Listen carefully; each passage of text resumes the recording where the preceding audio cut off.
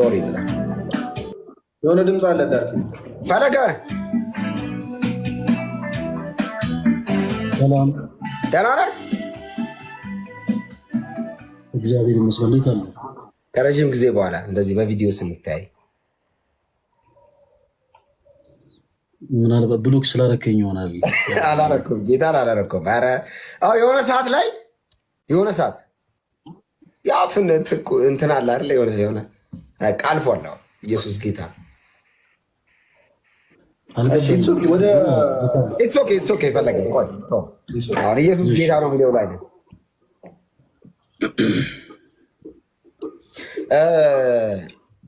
ቴዲ በሚመራው መሰረት ስለ ኢየሱስ ልናወራ ነው እና እኔ ደስ ነው የሚለኝ። አሁንም የተገናኘሁት ከኤርሚ ጋርም ከረዥም ጊዜ በኋላ በፈለገም ጋር እንደዛ ነው የተገናኘሁት። ኢየሱስ ርዕስ ስለሆነ ነው እንጂ ኢየሱስ ርዕስ ባይሆን አልገናኝ ደስ አይለኝም። እኔ እውነቴን ነው የምለው። የምር ኢየሱስ ካልሆነ ምንም ነገር ላይ መቆየት አልፈልግም። ኢየሱስ ባለበት በዛ ደስ ነው እና ይህ መጽሐፍ ስለ ኢየሱስ የሚያወራውን ምንም ነገር ለመቀበል ዝግጁ ነው እና ቴዲ ጥያቄ አንስቷል። እስቲ ንገሩኝ እና ወደ እናንተ ወሰዱኝ ስላለ እኔ ወደ ማንም ልወስደው አይደለም፣ እኔ ወደ ኢየሱስ ልወስደው ነው የመጣሁት። የእናንተን አላውቅም እና ደስ ብሎኛል በድጋሚ ስለተገናኘ። ከታላላቆቼ ስለሆኑ ኤርሚን በእድሜ በልጠዋል። ፈለገ ትበልጠኛለህ በእድሜ አትዋሽ። እኔም እንደሚበልጥ ሰው እኮ ነው አክት የማደርገው። ችግር የለም እበልጥሃለሁ። በእድሜ ስለሚበልጠኝ ፈለገ ከፈለገ ይጀመርና ስለ ኢየሱስ ፈለገ ይጀምር። ከዛ ሌሎች ስለ ኢየሱስ ብቻ ሌላ ወሬ አልፈልግም። ኢየሱስ ላይ ሴንተር ያደረገ ወሬ ደስ ነው የሚለው። የሚያድን ኢየሱስ ስለሆነ ለማንኛውም ተባረኩ። የእኔ ጥያቄ ምንድነው ለሌሎቻችሁ ካላችሁ፣ እኔ አሁን በዚህ ምድር ህይወት ታከተኝ፣ ከሰለቸኝ፣ ፖለቲከኞች አስጠሉኝ፣ ወደ መንፈሳዊ ህይወት እንመጣ ፈልጌያለሁ፣ ወደ ዘላለማዊ ህይወት እንመጣ ፈልጌያለሁ። ወደ ዘላለማዊ ህይወት እንዴት ነው የምመጣው? እናንተ የገባችሁ ነገር ሊገባኝ በሚችል ቃላት ተጠቀሙና ንገሩኝ ነው እያልኩ ያለሁት። ምን ለማለት ያለው ፈለገ አንተ ትጀምራለህ? እሺ ምናልባት ጥሩ ነው። እንደዚህ አይነት ወንድሞችን ማግኘት በራሱ እጅግ በጣም መታደል ነው። ስላገኘን እጅግ በጣም ደስ ብሎናል። ኤርሚ ሰላም ብያለሁ። ፈለገዬ ነበር በእርግጥ ኤርሚ ላይ ነበር ያየሁት ላይቡን እና መግባት አላሰብኩኝም ነበረ። ግን አንዳንድ ሀሳቦች ሲነሱ ትንሽ ሚስ አንደርስታንዲንግ ስላለ ያንን ስለተመለከትኩ እግረ መንገዴን ያንን እያጠራው ልግባ ብዬ ነው እና ይመስለኛል ቴዲ ወንድማችን ወደ እውነተኛው ሃይማኖት መምጣት እፈልጋለሁ እና ትክክለኛው ሃይማኖት የቱ እንደሆነ ንገሩኝ የሚል ሀሳብ ስተነሳ እንዳልኩ ወንድማችን ሃይማኖት ምንም አያደርግልህም፣ የሚያደርግልህ ኢየሱስ ነው የሚል ሀሳብን ሲያቀርብልህ ነበር እና ምንናገረው ንግግር ምን አለ መሰረት ቴዲ፣ በአሁኑ ሰዓት መጽሐፍ ቅዱስን ያነበበም ሰው የሰማም ሰው በተመሳሳይ ደላላም የሆነ ሰው እኩል ማሳመን ይችላል። መሬት ተከራክሮ የሚሸጥ ሰው፣ እቃ ተከራክሮ የሚሸጥ ሰው፣ የቤት ሰራተኛ በቤት ውስጥ ተከራክሮ ቀጥሮ የሚያስገባ ሰውም እኩል በንግግር ደረጃ አዋቂ ሊመስል ይችላል። ነገርን እንዳወቀ ነገርን እንደተረዳ ልታውቅ የምትችለው ግን ሰው ምክንያት የሆኑ ሲያወራ ነው። ስለዚህ ለመጀመሪያ ያክል እንዳልክ ሃይማኖት ምን ማለት እንደሆነ ቢነግረን፣ ምክንያቱም ገና ከጅምሩ ሀሳቡን ትንሽ ያላረለ በሌላ መልክ ሲረዳው ስለተመለከቱ ሃይማኖት ምን ማለት ነው፣ ስለ ኢየሱስ ክርስቶስ ማንም ሰው እዚህ ጋር ግራ አልተጋባም። ግን ሃይማኖት ምን ማለት ነው የሚለውን ነገር እስቲ እሱ ትንሽ የሚፈልገውን ያክል ደቂቃ ወስዶ ያብራራል። ከዛ በኋላ ስለ ሃይማኖት እኛ እናወራለን። ሀሳቡን ያነሳው ቴዲ ነው። ቴዲ ደግሞ ያላችሁበትን ነገር አስረዱ ነው ያለው። እኔ ስለ ኢየሱስ ነው ማስረዳው። አሁንም ዲያቆን ፈለገ ስለ የሃይማኖት ድርጅት ወክዬ አልመጣሁም። ወክለበታል ሳይሆን እንዳልክ ይቅርታ ወንድም ፈለገ ጥያቄ ሃይማኖት እባክህ ዲያቆን ፈለገ እባክህ። እሺ ጨርስ። እኔ ላስተካክልላችሁ። አይ ቴዲ አሁን አንተ ወደ ሃይማኖት ወደ ማብራራቱ ከመሄድ በፊት ስለ ኢየሱስ ብቻ ነው የማውቀው። በቃ ይሄው የኔ አቋም ነው። ስለ ኢየሱስ ብቻ የማውቀውን ይሄ መጽሐፍ የነገረኝን እነግራለሁ። የኔን ጥያቄ ለምንድን ነው የማትመልሱልኝ? ያንተ ፈለገ ይመልስልህ። ፈለገ እኔን ተውና የቴዲን መልስልህ። እኔን ተወኝ። ጌታ ይባርክ። እዛ እንዳልከው ተራ ትነግረኛለህ። እኔ ፈለገ ቴዲን አውራው። ፈለገ ቴዲ ወደ ዘላለም ህይወት መሄድ እፈልጋለሁ አይደል?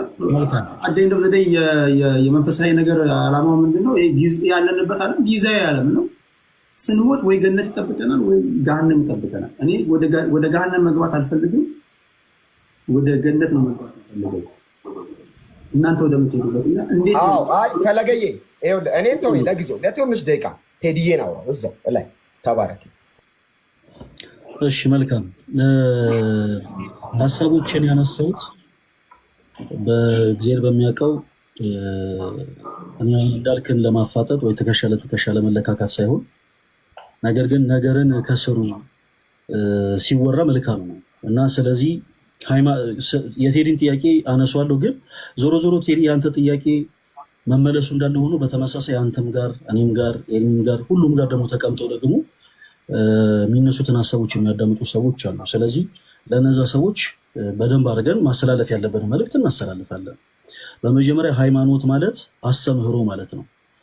አንዳንድ ጊዜ በተለያየ ቦታ ላይ ሰዎች ካለመረዳት ይመስለኛል ሰዎች ሃይማኖተኛ ሲሆኑ ኢየሱስን ይርቁታል፣ ኢየሱስን አያውቁትም የሚሉ ሀሳቦችን ያነሳሉ። እና ሃይማኖት መሰረታዊ ነገር ነው ቴዲ።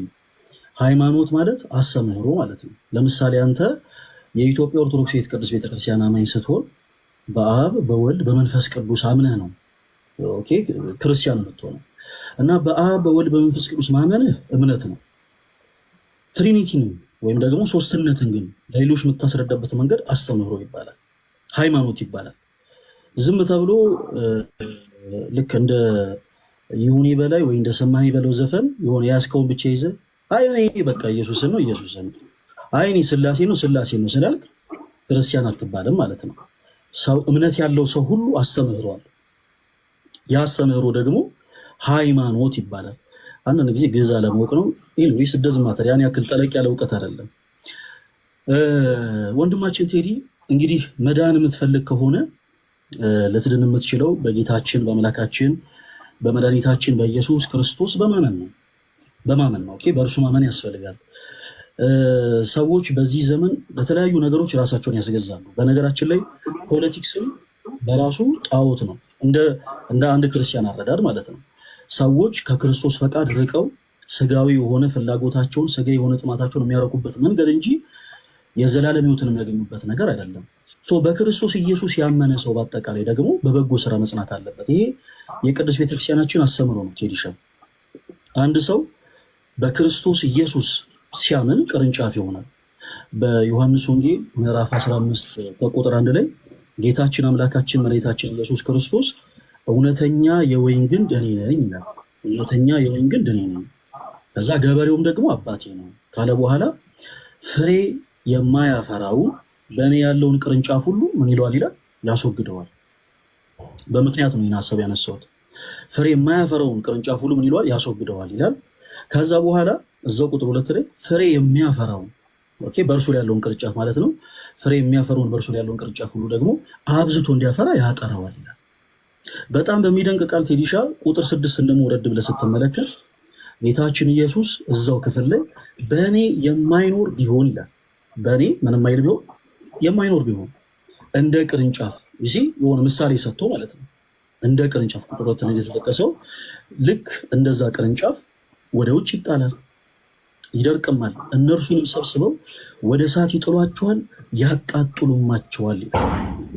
ስለዚህ አንድ ሰው በክርስቶስ ኢየሱስ በማመን እውነተኛ ከሆነው ከወይን ግንድ ጋር ይጣበቃል፣ which means ቅርንጫፍ ይሆናል።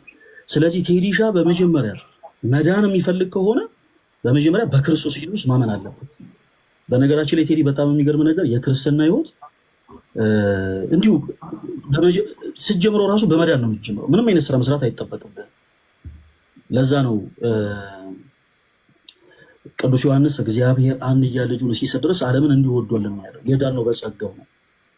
ጌታችን ኢየሱስ ወደዚህ ምድር የመጣው እኛ ምንም አይነት በጎ ምግባር ኖሮ የሆነ በጎ ስራ ሰርተን ሳይሆን እንዲሁ ስለወደደን የመጣው። ታዲያ እንዲሁ ስለወደደን የመጣውን ጌታ በማመን ቅርንጫፍ ትሆናል። ቅርንጫፍ ከሆንክ በኋላ ግን መልካም ፍሬ ማፍራት አለበት። ሄድ አሁን ለምሳሌ ዛሬ በሆይታ ቴዲሻ መጥተዋል ምናምን በሉ ኤርሚ ምናምን ቶሎ በሉ እስኪ ምናምን ብለን ኦኬ በክርስቶስ ኢየሱስ አምኗል ብለን ብቻ መሄድ አይደለም። በክርስቶስ ኢየሱስ ካመንክ በኋላ ደግሞ በበጎ ስራ መጽናት አለብን። ኦኬ በበጎ ስራ መጽናት አለብን።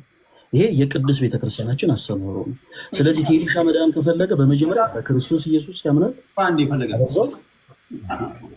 ጀስቸሮች ኢንተራክት ሊያደርገው ስለሚችል ተወሱ። እሺ ኦኬ እየተንቀሳቀሰ ነበር እንዴ? ስለሆነ ጌታን አላየሁትም ነበር። ይቅርታ። እሺ ኦኬ። ስለዚህ በመጀመሪያ ሰዎች እውነተኛ ከሆነው ከወይን ግንድ ጋር ቅርንጫፍ ሆኖ መጣበቅ አለባቸው። ቅርንጫፍ ከሆኑ በኋላ ደግሞ መልካም ፍሬን ማፍራት አለባቸው።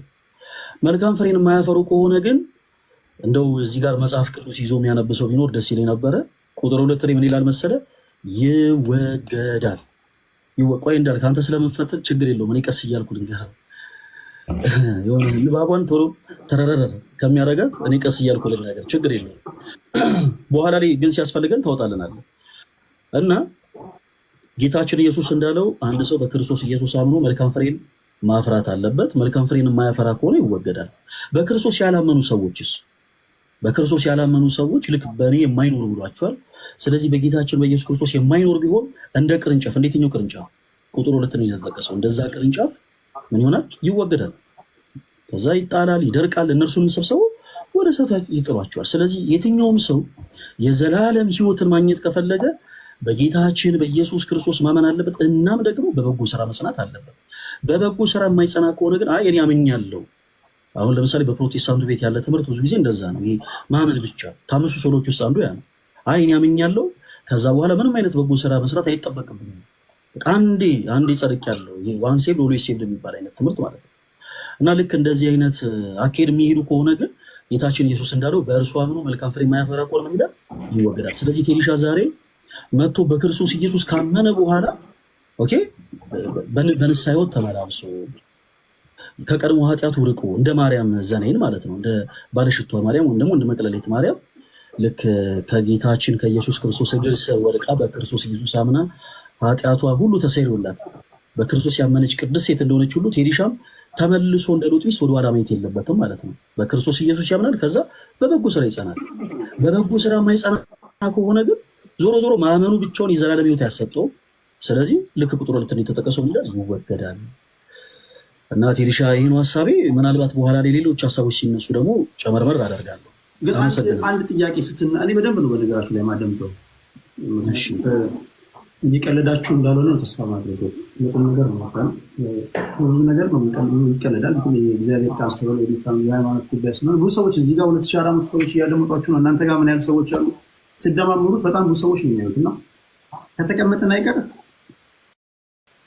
እኔ እንኳን ዛሬ ባልመጣ ወደ እናንተ የሚመጡ ብዙ ሰዎች ይኖራሉ። ለእነሱ ቢያንስ መዳንም ቢሆን የሚጠቀምበት ቁም ነገር ፈለግ። አሁን ቅድም ስትናገር የሰማሁት ከተሳሳትኩኝ ታረመኛለህ። የክርስትና ሕይወት ስትጀምር ከድህነት ነው የምትጀምረው አልኩ። ስጀምረው ከድህነት ከሆነ እንደገና መሀል ላይ ደግሞ ኢየሱስ ክርስቶስን ከተቀበልክ በኋላ ደግሞ ስራ ይጠበቅብሃል አልኩ። አንደኛ ሁለቱ ነገሮች አይጋጩም። ሌላኛው ከድህነት መጀመር ከሆነ ኢየሱስ ክርስቶስ መስቀል ላይ መሰቀል ለምን አስፈለገው? ኦልሬዲ ዳንኩኝ ከሆንኩ። ኦኬ መልካም። እሺ ቴዲሻ መጽሐፍ ቅዱስ ይዛል አለ አጠገብ? እሺ በኋላ ላይ የሚሰጠን ጥቅስ ታወጣና አንተ ታናበለናለህ። የክርስትና ሕይወት ሲጀመር በራሱ ያንን ሕይወት የምንጀምረው በመዳን ያልነው ጌታችን ኢየሱስ ክርስቶስ በመስቀል ተሰቅሎ ስጋውን ስለቆረሰልን ደሙን ስላፈሰሰልን ነው። which means እርሱ ዘላለማዊ አስታራቂያችን እንደሆነ በነገራችን ላይ ቅድስት ቤተክርስቲያናችን ታሰብራለች። ስለዚህ ክርስቶስ በቀራንዮ መስቀል ላይ ራሱን መስዋዕት አቅራቢ፣ ራሱ መስዋዕት ሆኖ ራሱ ደግሞ መስዋዕት ተቀባይ ሆኖ የሰው ልጅ ለዘላለም ከራሱ ጋር ከባሕርይ አባቱ ከአብ ከባሕርይ ሕይወቱ ከመንፈስ ቅዱስ ጋር ስላስታረቀ፣ አዎ በክርስቶስ ኢየሱስ ያመኑ ሰዎች ኦኬ ምንም አይነት ስራ መስራት ሳይጠበቅባቸው በማመን የመዳንን ሕይወት ይጀምሩታል። ግን ከጀመሩት በኋላ አይ አንዴ ድኛለሁ ተብሎ ግን ቁጭ ማለት የለም ነው። በእኛ በኢትዮጵያ ኦርቶዶክስ ተዋሕዶ ቤተክርስቲያን አስበው እንደዚህ አይነት ትምህርት የለም። በቃ አንዴ ድኛለሁና ከዛ በኋላ በቃ ምንም አይነት ነገር ብሰራ ምንም አይነት ነገር ባደርግ ይሄ ድነት አይነጠቅም የሚል አይነት ትምህርት የለም። ለምሳሌ ከአምስቱ ሶሎች ውስጥ አንዱ እምነት ብቻ ነው። ሰዎች በማመናቸው ብቻ የዘላለም ሕይወትን ያገኛሉ የሚል ትምህርት ምንም አይነት መጽሐፍ ቅዱስ መሰረት የለውም። ነገር ግን በበጎ ስራ መጽናት አለባቸው፣ መልካም ፍሬን ማፍራት አለባቸው የሚለው ሀሳብ ይጋጫል ከዚህ ሀሳብ ጋር ላልከው እስኪ ሁለት የመጽሐፍ ቅዱስ ሀሳቦችን እናንሳ። አንደኛ በመጀመሪያ ያነሳሁት የመጽሐፍ ቅዱስ ክፍልን በደንብ አድርገን እንመልከተው። የዮሐንስ ወንጌል ምዕራፍ 15 ቴዲሻን ታውጣልኝና አንተ ራስህ አበበው እስኪ። የዮሐንስ ወንጌል ምዕራፍ 15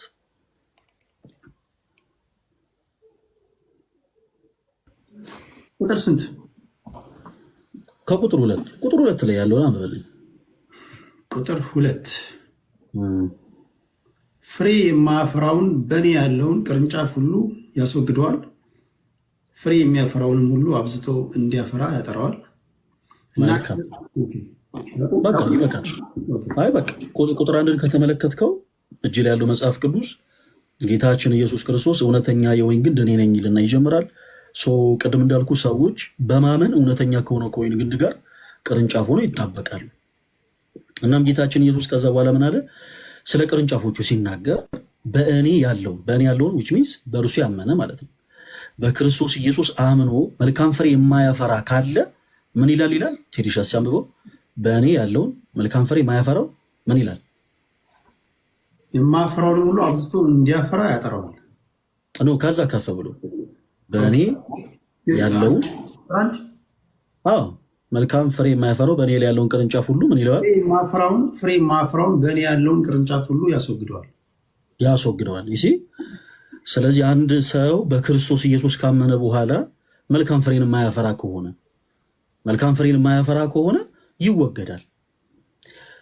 ላለመወገድ በክርስቶስ ኢየሱስ አምኗል። ከዛስ መልካም ፍሬን ደግሞ ማፍራት አለበት። መልካም ፍሬን ሲያፈራ ጌታችን ኢየሱስ እንዳለው አባቴ አብዝቶ እንዲያፈራ ያጠራዋል።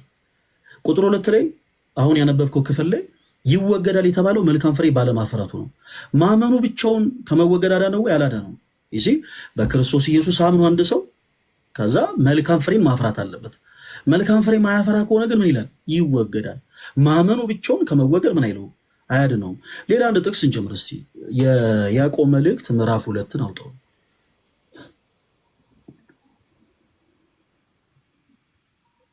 ምዕራፍ 2 ቁጥር 14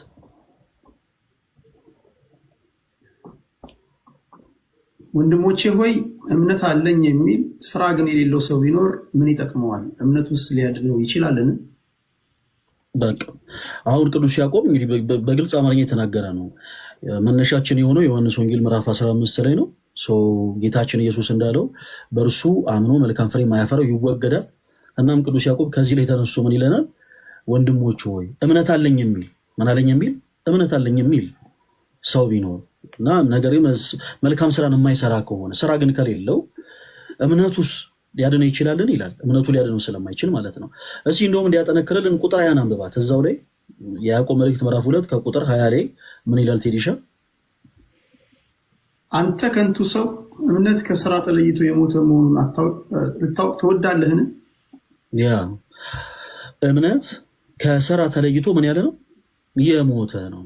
ይሄ የቅዱስ ቤተክርስቲያናችን ትምህርት ነው ቴዲሻና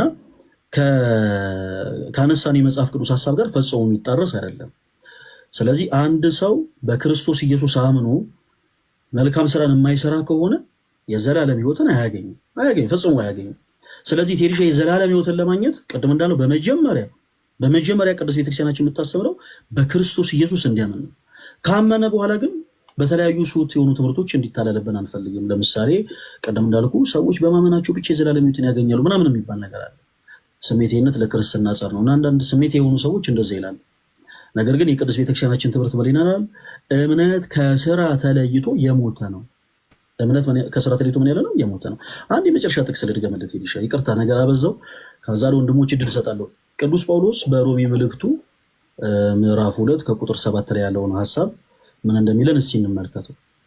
ሰዎች በበጎ ስራ በመጽናት የዘላለም ሕይወትን እንደሚያገኙ ይናገራል። በጣም የተወደደ ቃል ነው። ሮሜ ምዕራፍ 2 ቁጥር 7 በበጎ ስራ በመጽናት ምስጋናንና ክብርን የማይጠፋንም ሕይወት ለሚፈልጉ የዘላለም ሕይወት ይሰጣቸዋል። እሺ በጣም ይሄውን በጣም የተወደደ እኔ በዚህ አጋጣሚ ለቴዲሻ ሳይሆን በጣም ብዙ ፕሮቴስታንት እህቶች ወንድሞች ያላችሁ በጣም በፍቅር እንወዳችኋለን እና ይሄንን ቃል ፕሊስ ደጋግማችሁ አንብቡት። ቅዱስ ጳውሎስ በሮሜ መልእክቱ ምዕራፍ 2 ከቁጥር 7 ላይ ምን ይላል? በበጎ ስራ በመጽናት በምን አይነት ስራ በመጽናት? በበጎ ስራ በመጽናት ከዛ ምን የሚፈልጉ ምስጋናን ከአምላካቸው ዘንድ ክብርን ከአምላካቸው ዘንድ የማይጠፋ ሕይወትን እሺ ከአምላካቸው ዘንድ ለሚፈልጉ እርሱ ጌታችን ኢየሱስ ክርስቶስ ምን ይሰጣቸዋል? ቴዲሻ ምን ይሰጣቸዋል ይላል? የዘላለም ሕይወትን ይሰጣቸዋል።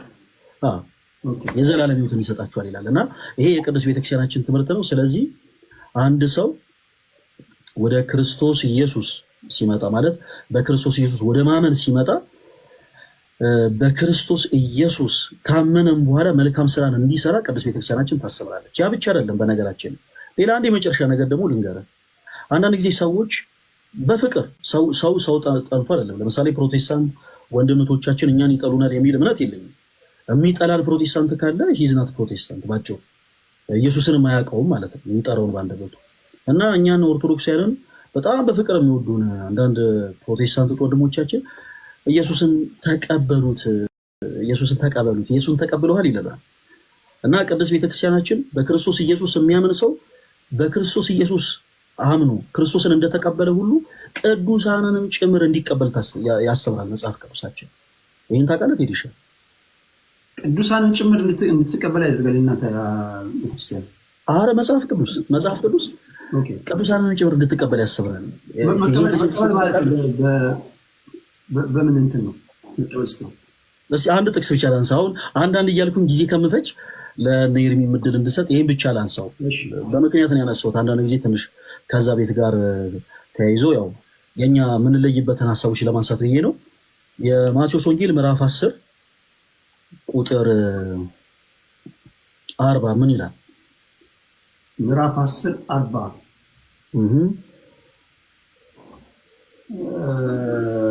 ኦኬ። እዚህ ጋር እናንተን የሚቀበል እኔን ይቀበላል፣ እኔንም የሚቀበል የላከኝን ይቀበላል። ቴንክ ዩ። ጌታችን ኢየሱስ ክርስቶስ ራሱ በማይታበል ቃሉ የእምነታችን ጀማሪና ፈጻሚ የሆነው ጌታችን ኢየሱስ በዚህ ክፍል ላይ ለቅዱሳኑ እንዲህ አለ፣ እናንተን የሚቀበል ይሰማል፣ እናንተን የሚቀበል እኔን ይቀበላል፣ እኔንም የሚቀበል ደግሞ የላከኝን ይቀበላል ይላል። እንደውም ቁጥር 41 ላይ ወረድ ብለህ ስትመለከተው ጻድቅን በጻድቅ ስም የሚቀበል የጻድቁን ዋጋ ያገኛል። ጻድቁ የሚሰራውን ስራ ሰርቶ እኮ አይደለም፣ ጻድቅን በጻድቅ ስም ኦኬ፣ ሪስፔክት መስጠት ኦኬ፣ አይ ጻድቅ ነው ብሎ ማመን ማለት ነው። ነብዩንም ደግሞ በነብዩ ስም የሚቀበል የነብዩን አንዳንድ ጊዜ ሄልሻኒ በግል ስለሚገርመኝ ነው።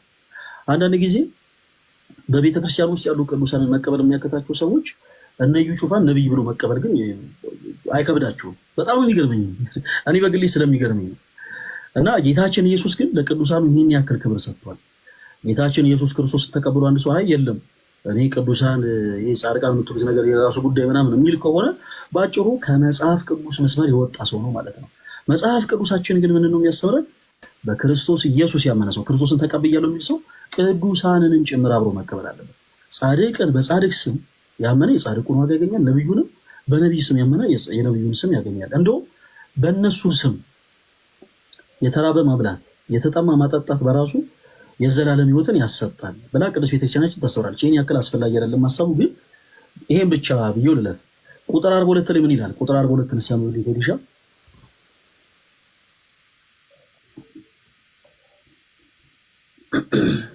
42 ማንም ከነዚህ ከታናናሾቹ ለአንዱ ቀዝቃዛ ጽዋ ውሃ ብቻ በደቀ መዝሙር ስም የሚያጠጣ እውነት እላችኋለሁ ዋጋው አይጠፋበትም።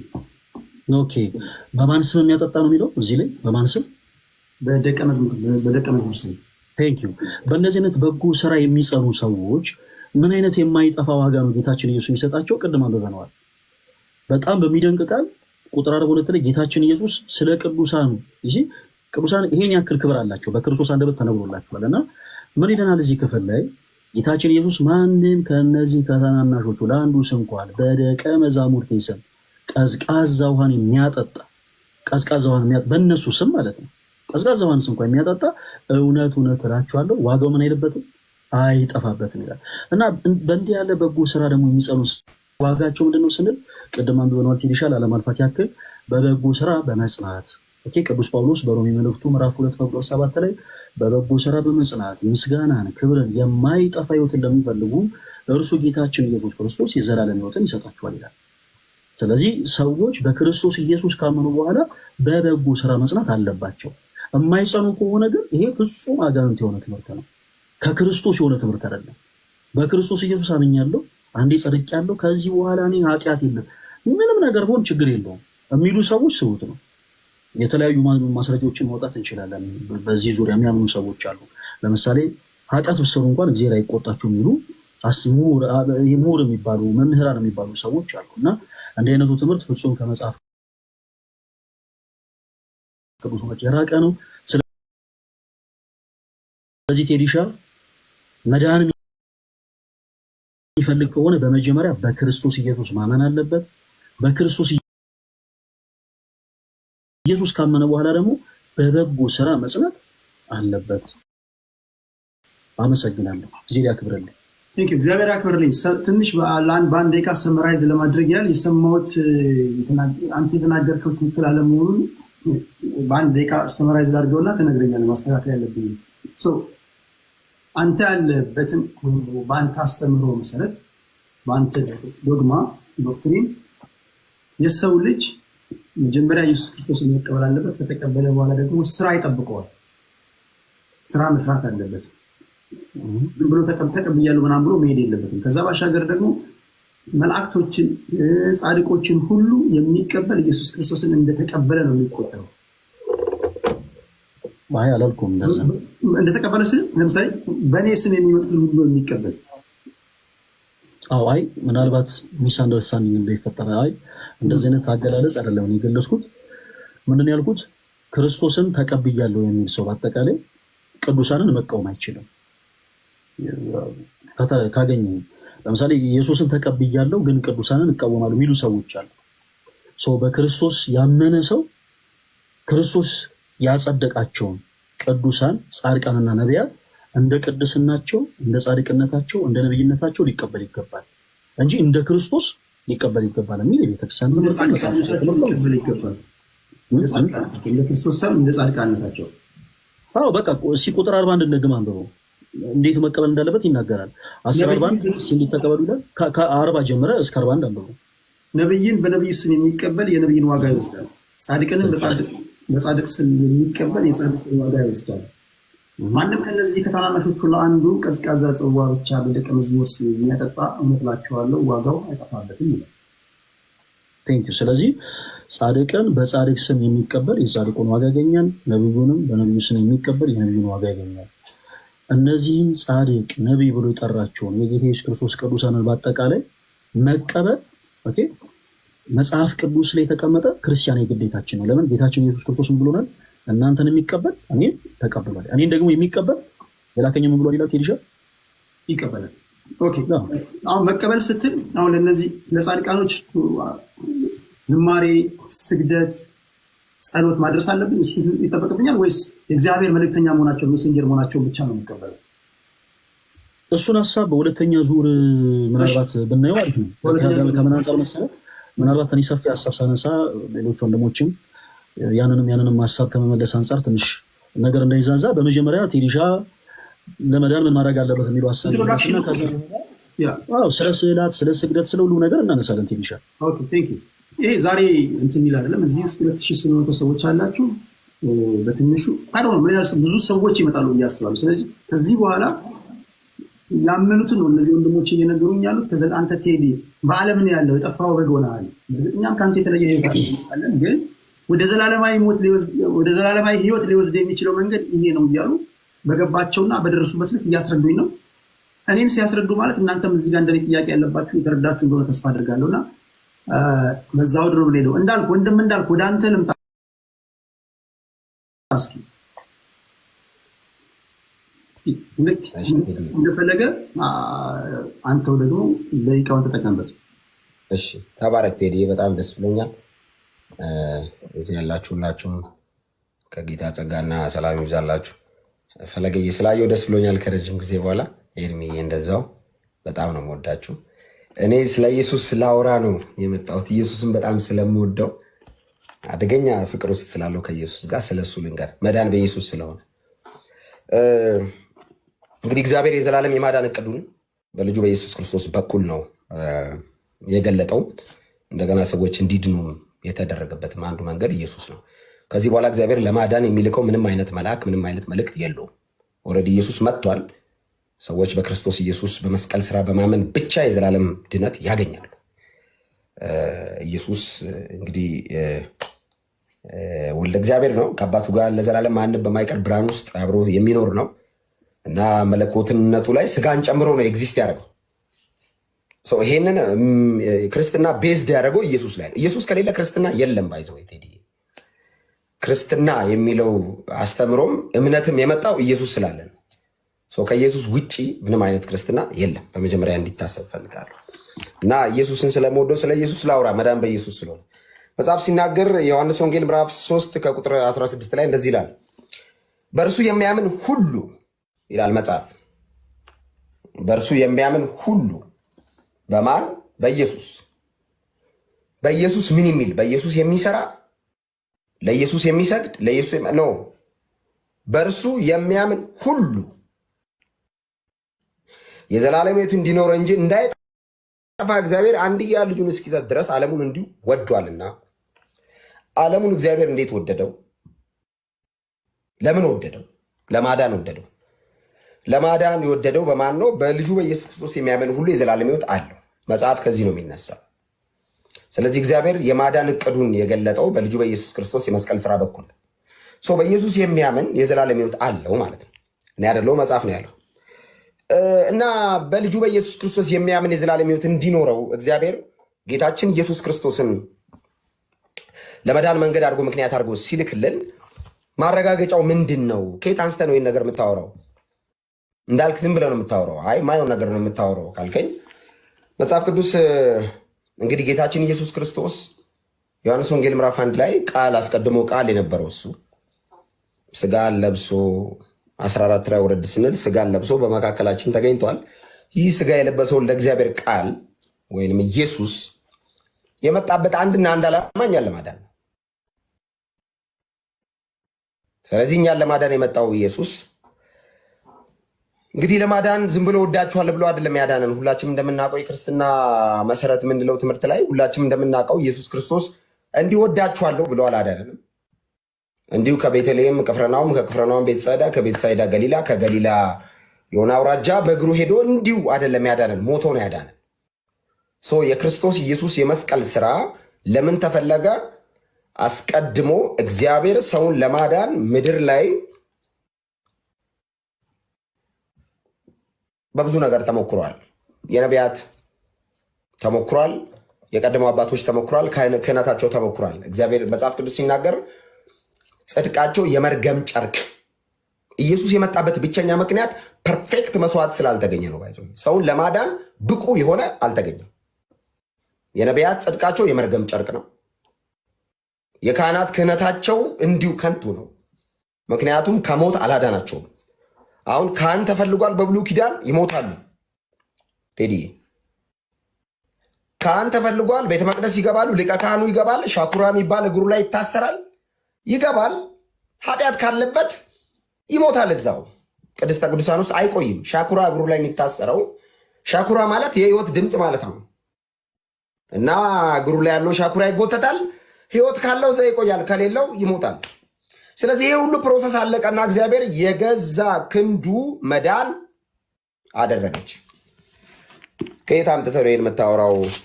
ምን ሆነ ነው እንዳልክ በጣም ትቀባጥራለህ አንተ። እንደው መጽሐፍ ቅዱስ አታውቅ፣ ዝም ብለህ ኢየሱስ ኢየሱስ ትላለህ። እንደው መቀባጠር ልምድ ነው።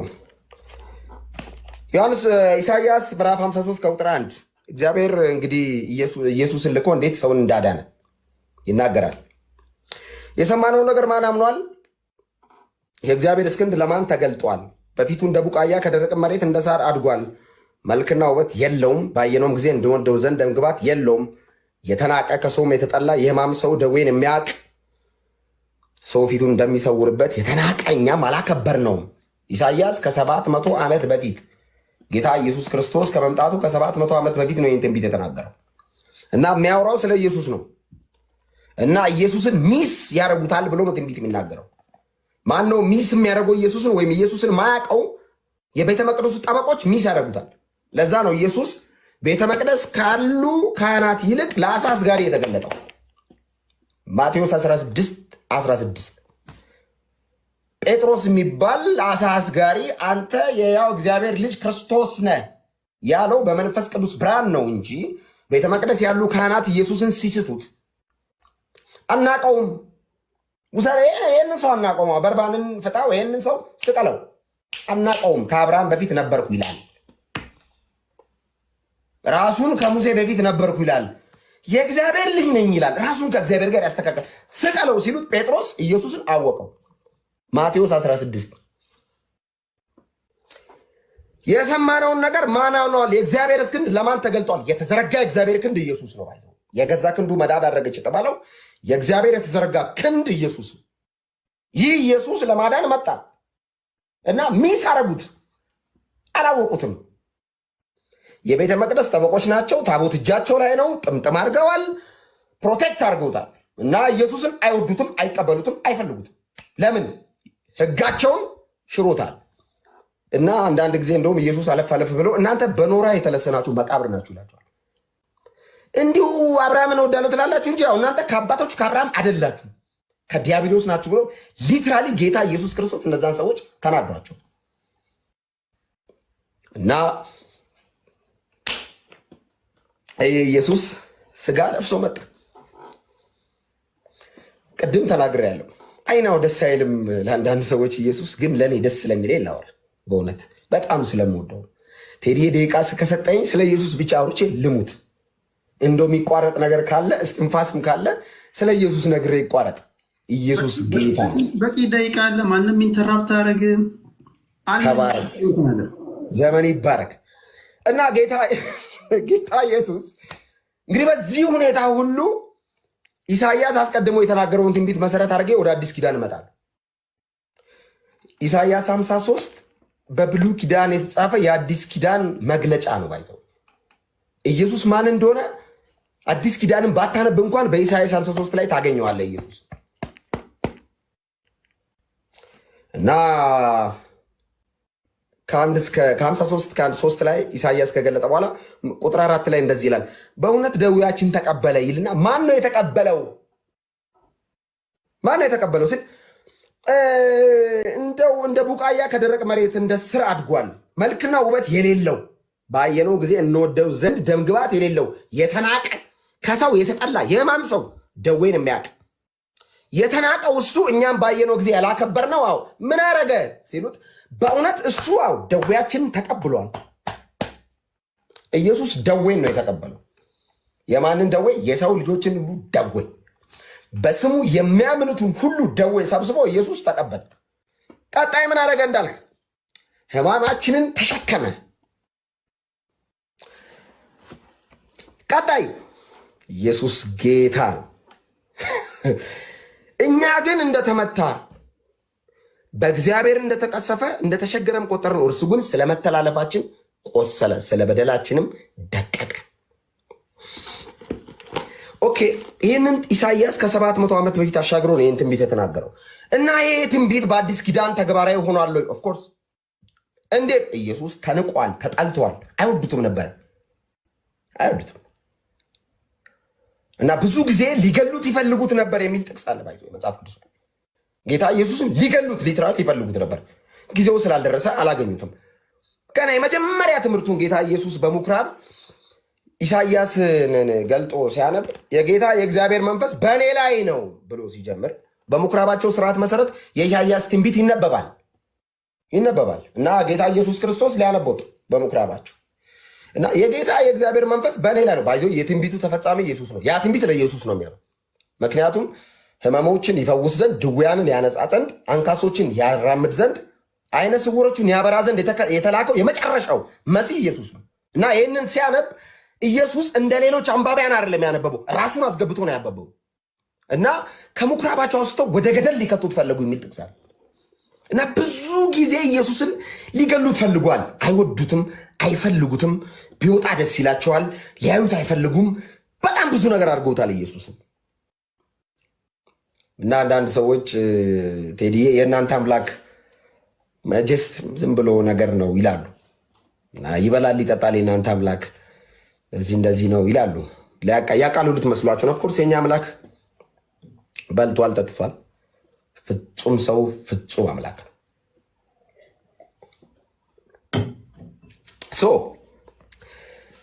እንግዲህ መጽሐፍ ቅዱስ ሲናገር እንግዲህ ይህንን ሁሉ ካደረገ በኋላ ኢየሱስ ክርስቶስ በመስቀል ሞቷል፣ መከራን ተቀብሏል፣ ተገርፏል፣ ተሰቃይቷል፣ ብዙ ነገር አድርጓል ኢየሱስ እና ይህንን መንገድ ሁሉ አልፎ በመስቀል ላይ ተሰቀለ። እግዚአብሔር ሰዎችን ማዳን ፈለገ፣ ልጁን ላከ። እግዚአብሔር ከእሳት ለማውጣት ቴዲ በብሉይ ኪዳን ከአንበሳ ጉድጓድ ለማውጣት መልአክ ልኳል። ባህር ለመክፈል ሙሴ በትር ይዟል። ብዙ ነገር ለማድረግ እግዚአብሔር ብዙ ሰዎችን ልኳል። ለማዳን ግን ራሱ ነው የመጣው። በደንብ ትኩረት አድርጉ ጋይስ። በጣም ቢኬርፉል ክርስትና ላይ በጣም ተጠንቀቁ። እግዚአብሔር ሰውን ለማዳን መልአክ አላከም። ሰውን ከኃጢአት ለመታደግ ነቢይ አላከም፣ ልጁን ነው የላከው። ክርስቲያኖች ቢኬርፉል፣ ሪል ክርስቲያን የምትሉ ቢኬርፉል። እግዚአብሔር ሰዎችን ከኃጢአት ለማዳን የላከው መልአክ የለም፣ ራሱ ነው የመጣው ወልደ እግዚአብሔር። ተጠንቀቁ ክርስትና ላይ።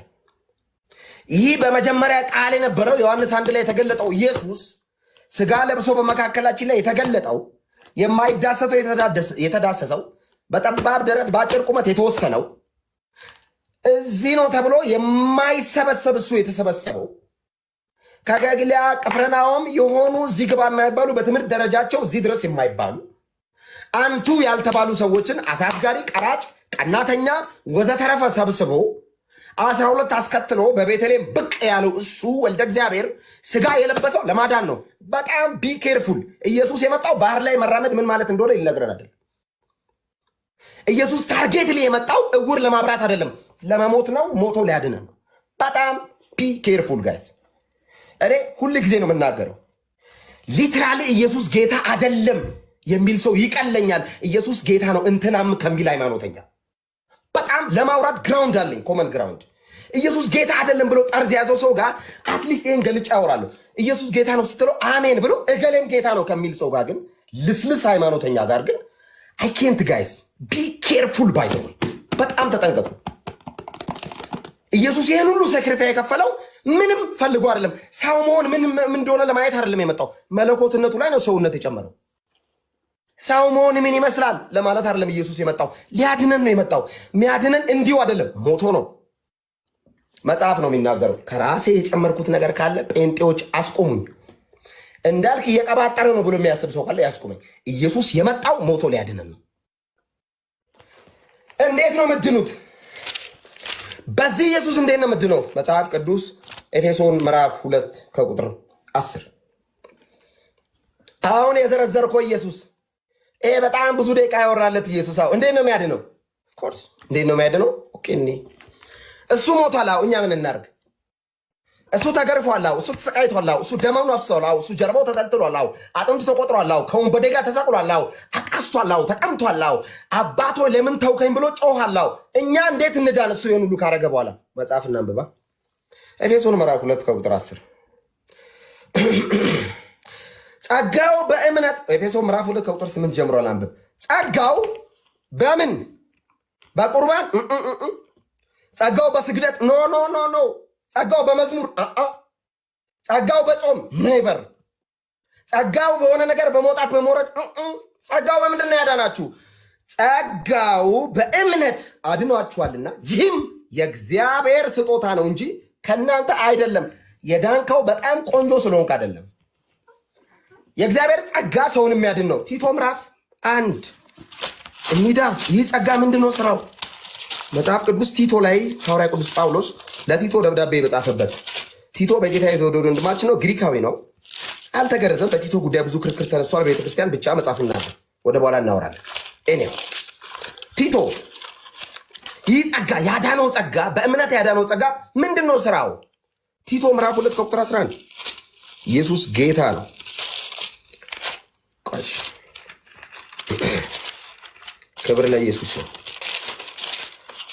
ቲቶ ምዕራፍ 2 ቁጥር 11 ሰዎችን ሁሉ የእግዚአብሔር የሰዎችን ሁሉ የሚያድን ቅድም ያነበብኩልህ ኤፌሶን ላይ ቴዲ ቅድም ጸጋው በእምነት አድኗቸዋል የተባለው ያ ጸጋ ምንድነው ስራው ካልከኝ ጳውሎስ ለቲቶ እንደዚህ ይላል። ሰዎችን ሁሉ የሚያድን ምን የሚያደርግ የሚያድን ምን ጸጋ ምን ሆኗል? ተገልጧል።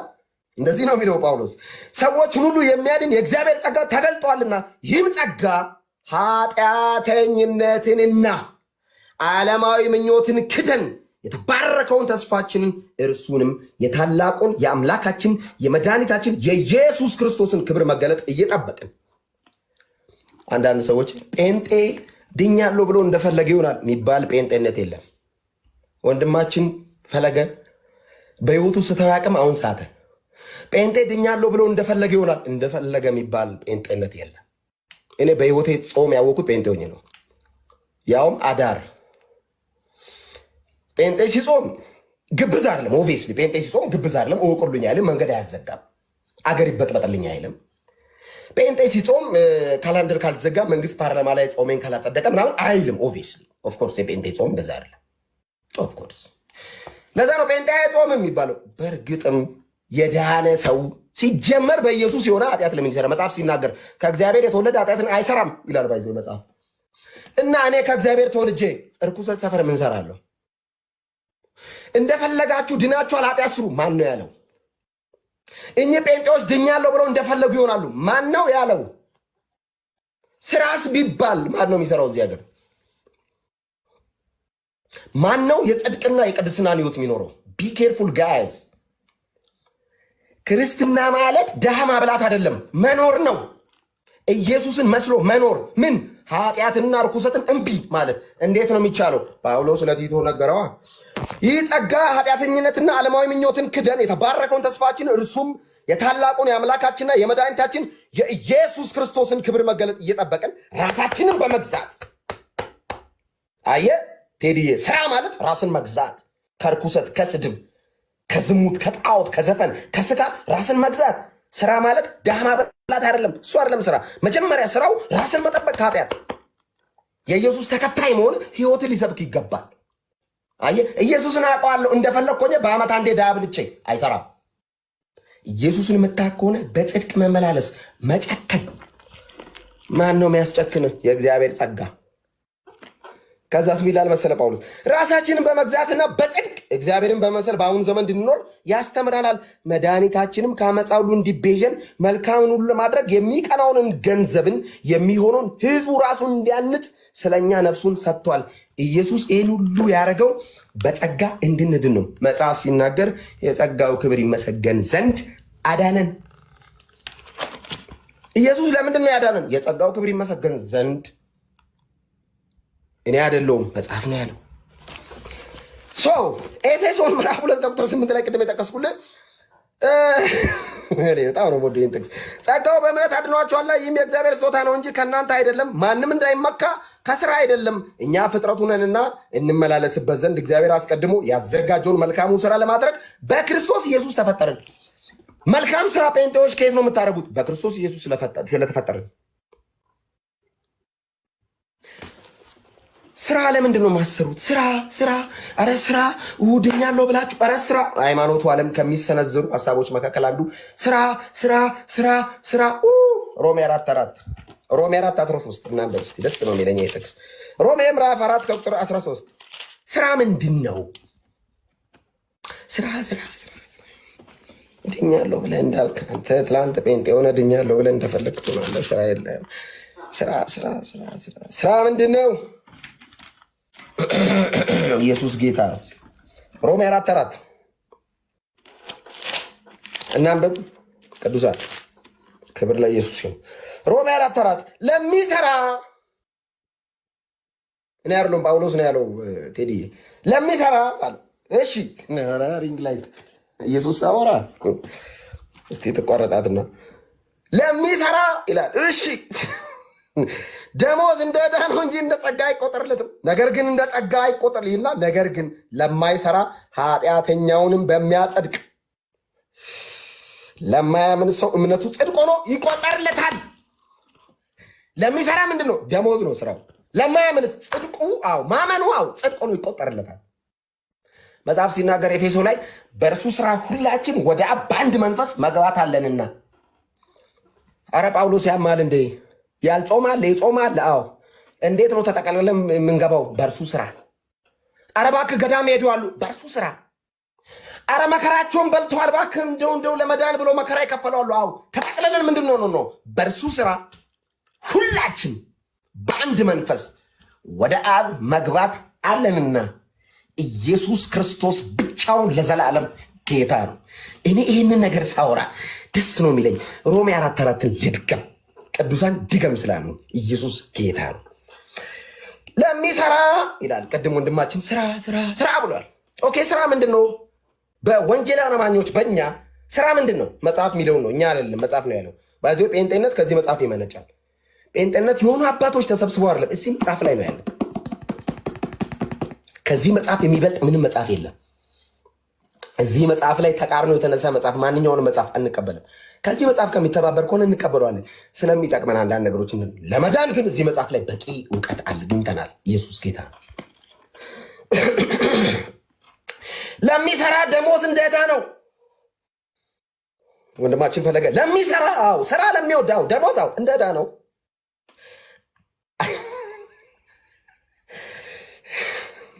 እንጂ እንደ ጸጋ አይቆጠርለትም። ስራ ለው ካልክ እንደ ዕዳ ይቆጠርላል፣ እንደ ጸጋ አይቆጠርልም።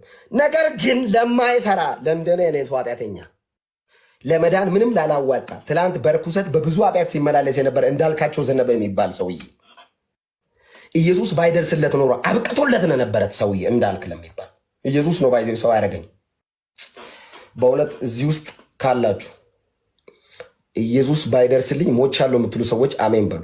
እኔ ኢየሱስ ደርሶ ነው ሰው ያደረገኝ። ክብር ለኢየሱስ ነው። እና ነገር ግን ለማይሰራ ኃጢአተኛውንም በሚያጸድቅ ለማያምን ሰው እምነቱ ጽድቅ ሆኖ ይቆጠርለታል። ለማያምን እምነቱ ጽድቅ ሆኖ መጽሐፍ ሲናገር ቢላል መሰለት ሄዲ አብርሃም አመነ ጽድቅም ሆኖ ተቆጠረለት ይላል።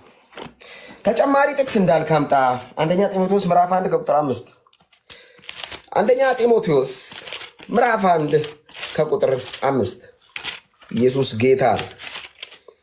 አንደኛ ጢሞቴዎስ ምዕራፍ 1 ከቁጥር 5 እንደዚህ ይላል፣ የትእዛዛት ፍጻሜ ግን ከንጹህ ልብና ከበጎ ሕሊና ግብዝነትም ከሌለበት እምነት የሚወጣ ፍቅር ነው። ከምንድን ነው የሚወጣው ይሄ ስራ? ከእምነት። ለምንድን ነው ጴንጤዎች የምትጾሙት?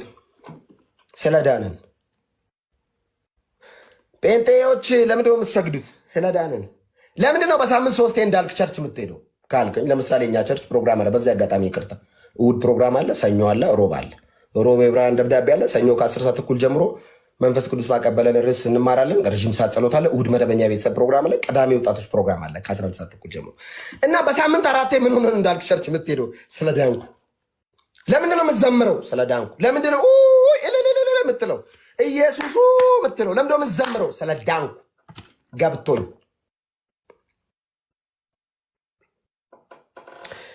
ይሄ ወንጌል ብርሃን ነው። ቴዲዬ 2 ደቂቃ ብቻ ስጠኝ፣ 2 ደቂቃ። አንዳንድ ሰዎች ከሰሞኑ ነገር ጋር ተያይዞ አጭር ነገር ላወራ። ኢየሱስ ጌታ ነው። ካበዛው በጣም ይቅርታ፣ 2 ደቂቃ ብቻ። ሰሞኑን ቴዲዬ ከአንተ ጋር በነበረኝ ቆይታ ወንጌል ብርሃን ነው ብያለሁ። ታስታውሳለህ? የአንተ ኢየሱስ ከሌላው በምን ይለያል ብለህ እኔ ጋር ብርሃን ነው ብያለሁ። እና አንዳንድ ሰዎች በራልኝ፣ አቶ በራልኝ፣ ወይዘሮ በራ ብዙ ነገር እያላገጡ ነው። እግዚአብሔር ብርሃን እንደሆነ ብዙ ሰው አላወቁም። መጽሐፍ ሲናገር እግዚአብሔር ብርሃን ነው ለእኛም በራልን ይላል። እና ብርሃን የሚለው አማርኛ ለሃይማኖተኛ ታውቃለህ፣ ኢየሱስ ላይ ይዋሻል፣ አይወደውም ኢየሱስን። ኦኬ አንድ ቀን ሲበራላ እኔም ስለምጠላው ስለነበር ኢየሱስን በሃይማኖት ካባ ተሸፍኜ ይህንን ወንጌል የሚሰብኩትን ሳሳድ ስለከረምኩ እኔም በርቶልኝ ነው አባቴ። ኢየሱስ ጌታ ነው ሲሉ አሜን አልልም ነበር። እንዴት ከጴንጤ አፍ ኢየሱስ ጌታ ነው ይባላል ብዬ ስቀውጥ የነበርኩ ሰው ነኝ። ግን ብርሃን ነው። እኔ ወንጌል ብርሃን ነው አይደለም። ምንድነው ብርሃን ነው የምትለኝ እንዳልኩ ሁለት ደቂቃዬን በጣም አጠር አድርጌ ልናገር። ምንድነው ብርሃን ነው አስሬ ብርሃን ትላለህ። ብርሃን ያማል እንዴ የሚሉ ሰዎች አሉ። ማቴዎስ 16 ከቁጥር 16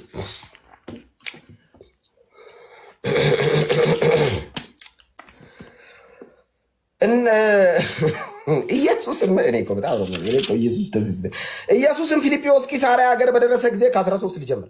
ኢየሱስም ፊልጵዎስ ቂሳርያ ሀገር በደረሰ ጊዜ ደቀ መዛሙርቱ ሰዎችን የሰው ልጅ ማን እንደሆነ ይሉታል ብሎ ጠየቀ። ኢየሱስ ደቀ መዛሙርቱን ፊልጵዎስ ቂሳርያ የሚባል ሀገር ወሰዳቸው። ፊልጵዎስ ቂሳርያ ቴዲ የአሕዛብ ሀገር ነው እና የጣዖት ከተማ ነው። ለምንድነው ኢየሱስ ጣዖት ከተማ የወሰደው? ሰዎቹ አይሁዳውያን ናቸው። እንሂድ ሲሉ ይከተሉታል። በዚህ አጋጣሚ ወንጌል ልመስክር እና ይዟቸው ይሄዳል እና ይዟቸው ሄደና ከፍታ ተራራ ቦታ ላይ ነው። ፊልጵዎስ ቂሳርያ የሚባለው ሰፈር ያ ተራራ መንደር ነው። ክብር ለኢየሱስ። ይዟቸው ሄደና ሰዎች የሰው ልጅ ማን ይሉታል አለ። አሁን መረጃ ነው የጠየቀው ኢየሱስ። የመጀመሪያው ጥያቄ ወንጌል ብርሃን ነው አይደለም። አሁን እዚህ ጋር የምናወራው ጥያቄ ጠይቃቸው። ሰዎች የሰው ልጅ ማን ይሉታል? መረጃ ንገሩኝ። ማን ነው የሚሉኝ? እኔን እንግዲህ 3 ዓመት አብረን ቆይተናል። አዎ እንግዲህ ይሄ መጽሐፍ ሲጻፍ የታሪክ ምሁራን እንደሚናገሩ ከሆነ ኢየሱስ ሊሰቀል ወደ 2 ወር ገደማ ይቀረዋል። ጥቂት ጊዜ ነው የቀረው።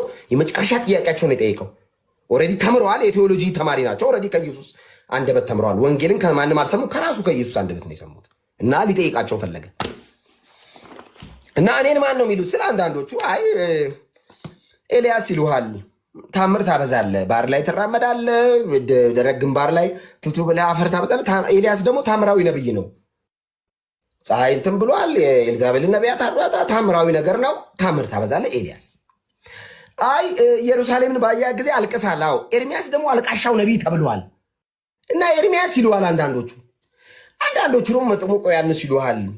ስለ ባፕቲዝም ታወራለህ። ከዛ ከህግ መምህር ከነበረው ሰውዬ ጋር ከዋና ከመንፈስ ካልተወለደ ብላ አውርታል እና ዮሐንስ ይለዋል። አንዳንዶቹ ደግሞ ከነቢያት አንዱ ይሉሃል ሲሉ ይሄ መረጃ ነው። ቴዲ ያየ ይሄ ሰዎች ማን ይሉኛል ነው መረጃ ነው። ሁለተኛው ግን መረጃ አይደለም፣ መገለጥ ነው። ለምን በለኛ። እናንተስ አለ ኢየሱስ ዞር አለና፣ አዎ እናንተ 3 ዓመት አብራችሁን ቆይታችኋል። ታምር ሳረግ አይታችኋል።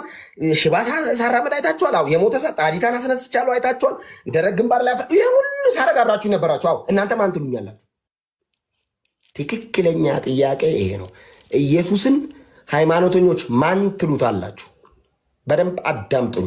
ቅድም ፈለገ ሃይማኖት ሲል ሃይማኖት ሃይመነ ነው ትርጉሙ። ትክክለኛው እምነት ማለት እንደሆነ የዘነበ ዘካርያስ ልጅ አልጠፋውም። ሃይማኖት ማለት የግዕዝ ቃል ነው። ትርጉም ሃይመነ ነው። ሃይመነ አመነ ወይም እምነት ማለት ነው ትርጉሙ። ወንድም ፈለገይ እምነት ማለት እንደሆነ ሃይማኖት አልጠፋኝም። እኔ የዘነበ ዘካርያስ ልጅ ግዕዝን ጠንቅቄ ነው የማውቀው። እሺ አንድ ጥያቄ ልጠይቅ። አስጨርሰኝ። ልጨርስ ቴዲ እና እምነት ማለት ሃይማኖት ነው። ለምንድን ነው እንዳልክ ሃይማኖተኛ የምትሆነው ካልከኝ፣ ሃይማኖተኛ ኢየሱስን ይጠላዋል ስል በሃይማኖተኛ ካባ የተሰራ ከጀርባው የሚንቀሳቀስ ዲመኒክ ስፕሪት አለ እያልኩ። ለምን? የማዳኑን ስራ ለኢየሱስ ብቻ ስለማይሰጥ። ዲመኒክ ስፕሪት አለ ከሃይማኖት ጀርባ። ለምን? ኢየሱስ ብቻ ያድናል ስለማይል ሃይማኖት እንትናም ታድናለች ስለሚል። ለዛ ነው ሃይማኖት ኢየሱስን አይወደውም፣ ሃይማኖት አይወደውም ብለው ከሃይማኖት ጀርባ የሚንቀሳቀስ ዲመኒክ ስፕሪት ኢየሱስ ላይ የሚዋሽ ኢየሱስ ብቻውን አያድንም እንትናም ተጨምሮ ያድናል የሚል ኢየሱስ ማንነት ላይ የሚነሳ ፋላሲ ከሃይማኖቱ ዓለም ስለሚነሳ የኢየሱስ ስጋና ደም አይደለም የሚቆረሰው የእገሊት ነው ስለሚል የሃይማኖትን ስፕሪት ለዛ ነው ዲመኒክ ምለው እንጂ ሃይማኖት ሃይመነ ወይም እምነት እንደሆነ ጠፍቶኝ አይደለም። እናውቀዋለን ግዕዙ ተሸውደን አይደለም። ኢየሱስ ቆይ ልጨርስ። ኢየሱስ እናንተ ማን ትሉኛላችሁ ካለ በኋላ ጴጥሮስ ብድግ ብሎ የቀደሙ ሰዎችን ወሬ አይደለም የነገረው። እናንተስ እኔን ማን እንደሆን ትሉኛላችሁ አላቸው። ስምዖን ጴጥሮስን መልሶ አንተ ክርስቶስ የሕያው የእግዚአብሔር ልጅ ነህ አለ። ኢየሱስ መልሶ እንዲህ አለው፣ መረጃ ሰብስብ አይደለም ይሄን የነገርከው፣ ቴዎሎጂ ተምር አይደለም ይሄን ያወራልኝ፣ የሆነ ነገር ብላ አይደለም ያወራልኝ፣ ያው አባቴ ነው የነገረ። ምን አለው መሰለ ኢየሱስ ጴጥሮስን ካለው በኋላ በሰማይ ያለው እርሱ ገለጠልህ እንጂ አው ይሄንን ኢየሱስ የእግዚአብሔር ልጅ ነው የሚለው ነው ተምረህ አላወቅም፣ አጥንተህ አላወቅም። you are not theologians። በጣም የቆየህ የቤተ እምነት ሰው አይደለህም። እንዲሁ አልመለስክልኝም። አዎ ብርሃን ነው ይበራል። ስለዚህ ኢየሱስ የእግዚአብሔር ልጅ ክርስቶስ ነው ለማለት ብርሃን ያስፈልጋል ማለት ነው። ተባረክ። ኦኬ። በዚህ አጋጣሚ 3500 ሰዎች አላችሁ። አንድ የወዳጄን ጋዜጠኛ ኤልያስ መሰረትን ሚዲያ በዚህ አጋጣሚ ላስተዋወቅ ንገርልኝ ስላለ፣ መሰረት ሚዲያ እንደምታውቁት በሀገራችን ሚዛናዊ የሆኑ መረጃዎችን የሚያቀርብ ሰው ነው። ለሪፖርተሮች፣ ለኤዲተሮች፣ ለብዙ ሚዲያ ሰዎች ይከፍል ነበር ከኪሱ እያወጣ። በተለይ ከሀገር ውጭ ያላችሁ ዲያስፖራዎች ሚዛናዊ የሆኑ መረጃዎችን የምታደርጉ ሲጥር የነበር አሁንም እየሰራ ያለ ነው። እኔ ቴሌግራም ላይ ፖስት አድርጌ ያለው ሊንኩን ፒን አድርጌዋለሁ። ገብታችሁ ሰብስክራይብ አድርጉ። መሰረት ሚዲያ በአይነትም በይዘትም ለየት ያለ የመረጃ ምንጭ ይዞ መጥቷል እና ቴዲ ሐዋሳ ብላችሁ ስልኮቻችሁን አውጥታችሁ የቴሌግራም ቤተሰብ ሁኑ። በዚያውም ፒን የተደረገውን የመሰረት ሚዲያን ሰብስክራይብ አድርጉ ፕሊዝ። ኤልያስ መበረታታት ያለበት ነው። እሺ የመጨረሻ አንድ ጥያቄ ላቅርብላችሁና እንሰነባበትና በሚቀጥለው ደግሞ ማነሳቸው ጥያቄዎች ይኖራሉ። አንድ ጥያቄ ከዛ እንሰነባበታለን። ጥያቄ ምንድን ነው? ኤርሚም ስላላወራ ለእሱም ጋይዝ እኔ ጋ ያላችሁ ኮፒ ሊንኩን አንዴ 10 ሺህ ያስገቡ። እኔ ጋ ያላችሁ ሰዎች ኮፒ ሊንኩን አፍጥኑት። ተባረኩ። ኤርሚ እየቀጥል። ኤርሚ ያውራ። ቴዲ ወደ ለአንተ አንድ ጥያቄ ልጠይቅህ። ምናልባት ዘግየት ብላችሁ ለመጣችሁ ሰዎች ይሄ ወንድሞቼ ናቸው። የኦርቶዶክስ እምነት ተከታዮች እና የፕሮቴስታንት እምነት ተከታይ ነው እንዳልክ ፈለገና ኤርሚ የኦርቶዶክስ እምነት ተከታይ ናቸው። አሁን እኔ ፖለቲካ አላቆም ስለሆነ የዓለም ነገር በቃኝ፣ ወደ ዘላለማዊ ህይወት መምጣት ፈልጋለሁ። እናንተ የምታምኑትን እናንተ አምናችሁ የተከተላችሁትን ወንጌል ስበኩኝና ከዘላለም ሞት ወደ ዘላለም ህይወት ልምጣ ነው ጥያቄ እና እያስረዱኝ ነው ወንድሞቼ እና ያመኑትን እየነገሩኝ ነው። እንደ ማንኛውም ሰው ጥያቄ ያለኝ ጥያቄውን እጠይቃለሁ ማለት ነው። የገባሁት በፕሮግራም ነበር፣ ለሌላ ፕሮግራም ነበር። እግረ መንገዴን ኤርሚ ስለመጣ ያው እግዚአብሔር ወደዚህ ወስዶ ሊሆን ይችላል። ስለዚህ እግዚአብሔር የተመሰገነ ይሁን። አይዶን ማንን አድምጣችሁ ምን እንደምታገኙ ፍርዶ ለእናንተ ልተው። እኔ አድማጭ ተመልካቾችን በጣም ነው ማከብረው እውነት ለመናገር ቢኮዝ ይመረምራሉ፣ ያውቃሉ፣ ይመዝናሉ። ማን ምንድን ነው የሚናገረው፣ ማን እንዴት ነው የሚናገረው የሚለውን እንግዲህ ለአድማጭ ተመልካቾች እንተውና እንዳልክ አንተን አንድ ጥያቄ ልጠይቅ። ስለዚህ አሁን ፈለገ ኢየሱስ ክርስቶስን መቀበል የመጀመሪያው ነገር ነው። ከተቀበልክ በኋላ ግን ስራ አለ ብሎኛል። ተቀብያለሁ ብለህ ዝም ብለህ ከዚህ ቀደሙ ህይወት አትመላለስም። ስራ ይጠበቅባል። አንተ ደግሞ ያለምንም ስራ ነው ኢየሱስ ክርስቶስን ስራ አይጠይቅም ብለሃል። አንድ ሰው ኢየሱስ ክርስቶስን እንደ ግል አዳኙ አድርጎ ከተቀበለ አውቶማቲካሊ ወደ ዘላለም ህይወት ይገባል ማለት ነው። ስራ አይጠበቅበትም። እስኪ አስረዳ። አዎ መጽሐፍ ሲናገር ለሚያምኑት በስሙ ለሚያምኑት ለተቀበሉት ሁሉ ግን ነው የሚለው መጽሐፍ። ለተቀበሉት ሁሉ የእግዚአብሔር ልጆች የሆኑ ዘንድ ልጅነት ስልጣን ተሰጣቸው ስለሚል እኔ አሁን እማምነውን የቤተ እምነት እኔ በፕሮቴስታንት ቤተ እምነት የሚታመነውን አንድ ነገር ልንገርህ። ያመነ ሰው ስራ መስራት አለበት። ሲጀመር የኢየሱስ ተከታይ ሆነ ክለብ ምን ትሰራለህ? ሲጀመር የኢየሱስ ተከታይ ሆነ ውሸት ሰፈር ምን ትሰራለህ? ሲጀመር የኢየሱስ ተከታይ ሆነ ርኩሰት ሰፈር ምን ትሰራለህ? ስራ ይጠበቅባል። ስራ የምትሰራው ግን ለመዳን አይደለም፣ ስለ ዳንክ። ኢየሱስን የሚከተል ሰው ኢየሱስ ያደረገውን ማድረግ አለበት። የኢየሱስ ፉት አለ፣ የተራመደበት መንገድ አለ። የጽድቅ ህይወት፣ የቅድስና ህይወት፣ ኃጢአተኝነትና እሺ ላንብብልህ ዕብራውያን ምዕራፍ 12 ቴዲ ላንብብ። ኢየሱስን እንድናይ መጽሐፍ ስለሚያዝ ኢየሱስን እንድናይ ዕብራውያን ምዕራፍ 12 ኢየሱስ ጌታ ነው። ምዕራፍ 3 በነፍሳችሁ ዝላችሁ እንዳትደክሙ አለ ጳውሎስ ዕብራውያን ተደራሲ። በነፍሳችሁ ዝላችሁ እንዳትደክሙ ከኃጢአተኞች በደረሰበት እንዲህ ባለ መቃወም የጸናውን። አየህ አሁን እኛ የኢየሱስ ተከታይ ነን። ስለዚህ የኢየሱስ ተከታይ ሆነን በኃጢአት ሰፈር ላይ ኃጢአትን እምቢ ብለን ጸንተን መኖር ነው ትልቁ ከክርስቲያን የሚጠበቀው ስራ። ድሃ ታበላላችሁ ወይ? ኦፍኮርስ። ለምንድነው ድሃ ስታብለው አገር እያዝልኝ ማትሉት? የግብዝ ድሃ ምገባ ፕሮግራም ስለሌለው ጴንጤ። ለምንድነው የተቸገረ ስትረዱ ማታሳዩን? የግብዝ እርዳታ ፕሮግራም ጴንጤ ስለሌለው። ለምንድነው ሰው ሐኪም ቤት ሄዳችሁ ስጠይቁ ቪዲዮ ማቀርጹት? ግብዞች ስላልሆነ። ታረጋላችሁ በደንብ። ለምን? በሰማያት የማይ አባታችን አለ፣ በስውር ስለሚከፍለን ነው ይሄን የምናደርገው እንጂ አንድም ጴንጤ መጥተህ ቅድስና የለም። ስለ ቅድስና ስለ ስራ እናውራ ከተባለማ ጴንጤ ነው የሚሰራው፣ ጴንጤ ነው የሚሰራው። ግን ስራ እንሰራለን ተብሎ አይኮፈስም። ስራ የምንሰራው የኢየሱስ ተከታይ ስለሆነ ነው። አሁን እንዳልክ ጥሩ ሆኖ ካየ ቴዲ የኢየሱስ ተከታይ ስለሆንኩ ነው። መጥፎ ሆኜ ካየስ የኔ ነው መጥፎነት። ምናልባት በኃጢአት ደክሜ ካየኝ መንገድ ላይ ቴዲ ስሳሳት ካየኝ እኔ ነኝ። ጥሩ ነገር ሳረግ ካየኝ በእኔ ውስጥ ያለው ኢየሱስ ነው ያንን የሚያደርግ። አንድ ጥያቄ አሁን ለምሳሌ መንፈሳዊ ዓለም ሳይገባቸው በዓለም ያሉ በጣም ማውቃቸው በጣም ጥሩ ሰዎች አሉ። ቴዲሻ ይቅርታ እንደ ሀሳብ ጥያቄህን ጨርስና ከዛ በኋላ እኛ እያንዳንዳችን ለተነጋገርነው ንግግር አንዳችንን ጥያቄ መጠየቅ ያለብን ይመስለኛል። ምክንያቱም እንዳልክ የነገረህን የነገርኩህን ኤርሚ የነገረህን ነገር ትክክለኛነቱን ልታረጋግጥ የምችለው በጥያቄና መልስ ነው። ለምሳሌ አሁን እኔ እዚሁ ቁጭ ብዬ የቋንቋ ስህተት ለምሳሌ አግኝቻለሁ። ትክክለኛነቱ ከዚህ ነው የሚረጋገጠው፣ በጥያቄና መልስ አይደለም። ፈለገኝ እዚህ ላይ ነው ሀሳቤ ልጨርስ ፕሊዝ። ፈለገኝ ወንድሜ ሀሳብ ነው፣ እኔ ልወስን አይደለም። ፈለገኝ ቆይ፣ አማርኛውን አንተ ተጽዕኖ ፈጣሪ ስለሆንክ ነው። ለዛ ተጽዕኖ እንዳታስብ እኔ ሚዩት አደረገው ችግር የለም። እኔ ሳወራ ተጽዕኖ ፈጣሪ ስለሆንክ ተጽዕኖ ፈጣሪው ፈለገ ትክክለኛነቱን መረጋገጥ እዚህ መጽሐፍ እንዳልክ የሆነ ነገር ሁሉ አንዴ ቆይ አሁን አንዴ እሱ ተጽዕኖ ፈጣሪ ስለሆነ እንትን እንዳይል ብዬ ነው ስለምወደው ስለማውቀው። አሁን እኔ በዓለም ያሉ ፖለቲከኞችን ሳወያይ አካሄድ ከተባለ ጸጥ ይላሉ። እናንተ ደግሞ እነሱ በዓለም ያሉ ፖለቲከኞች እንደዚህ ሰላማዊ ከሆኑ እናንተማ በስንት እጥፍ መሆን አለባችሁ እኮ። ሀሳቡን ልጨርስ። ይቅርታ እንዳልክ ተጽዕኖ ፈጣሪ ነው ምናምን ለሚለው እግዚአብሔር ይመስገን ተጽዕኖ ስለፈጠርኩበት ይመስለኛል ያለ። እሺ ለጨዋታ ነው ያልኩት። እንደ ሀሳብ ምንድነው መሰለህ ቴዲሻ፣ ለምሳሌ ሶስት መሰረታዊ ነገሮችን ላንሳለህ ለቀጣዩ። አሁን አንተ ልጅ ስታረግ ችግር የለውም። አሁን አንተን ብለን ስለሆነ የመጣ ነው ለስልክ ስታዋይ እነዚህ መሰረታዊ ነገሮች እንድትይዛቸው ነው። አንደኛ ኢየሱስ ክርስቶስ የሚለው ስም ሰዎችን ማብሸቂያ ስም አይደለም። ለምሳሌ እኔ አንተ እንድታምን ኢየሱስ የሚለውን ስም ስጠራ አንዳንድ ሃይማኖተኞች እንዲህ ይሉታል ይወልይ ምናምን ብዬ የሆነ ውዥብርብር አድርጌ ሳይሆን በቃ አሁን አንተ አይደለ የጠየቀው አንተ እንድትረዳ አድርጌ ነው መንገር ያለብን።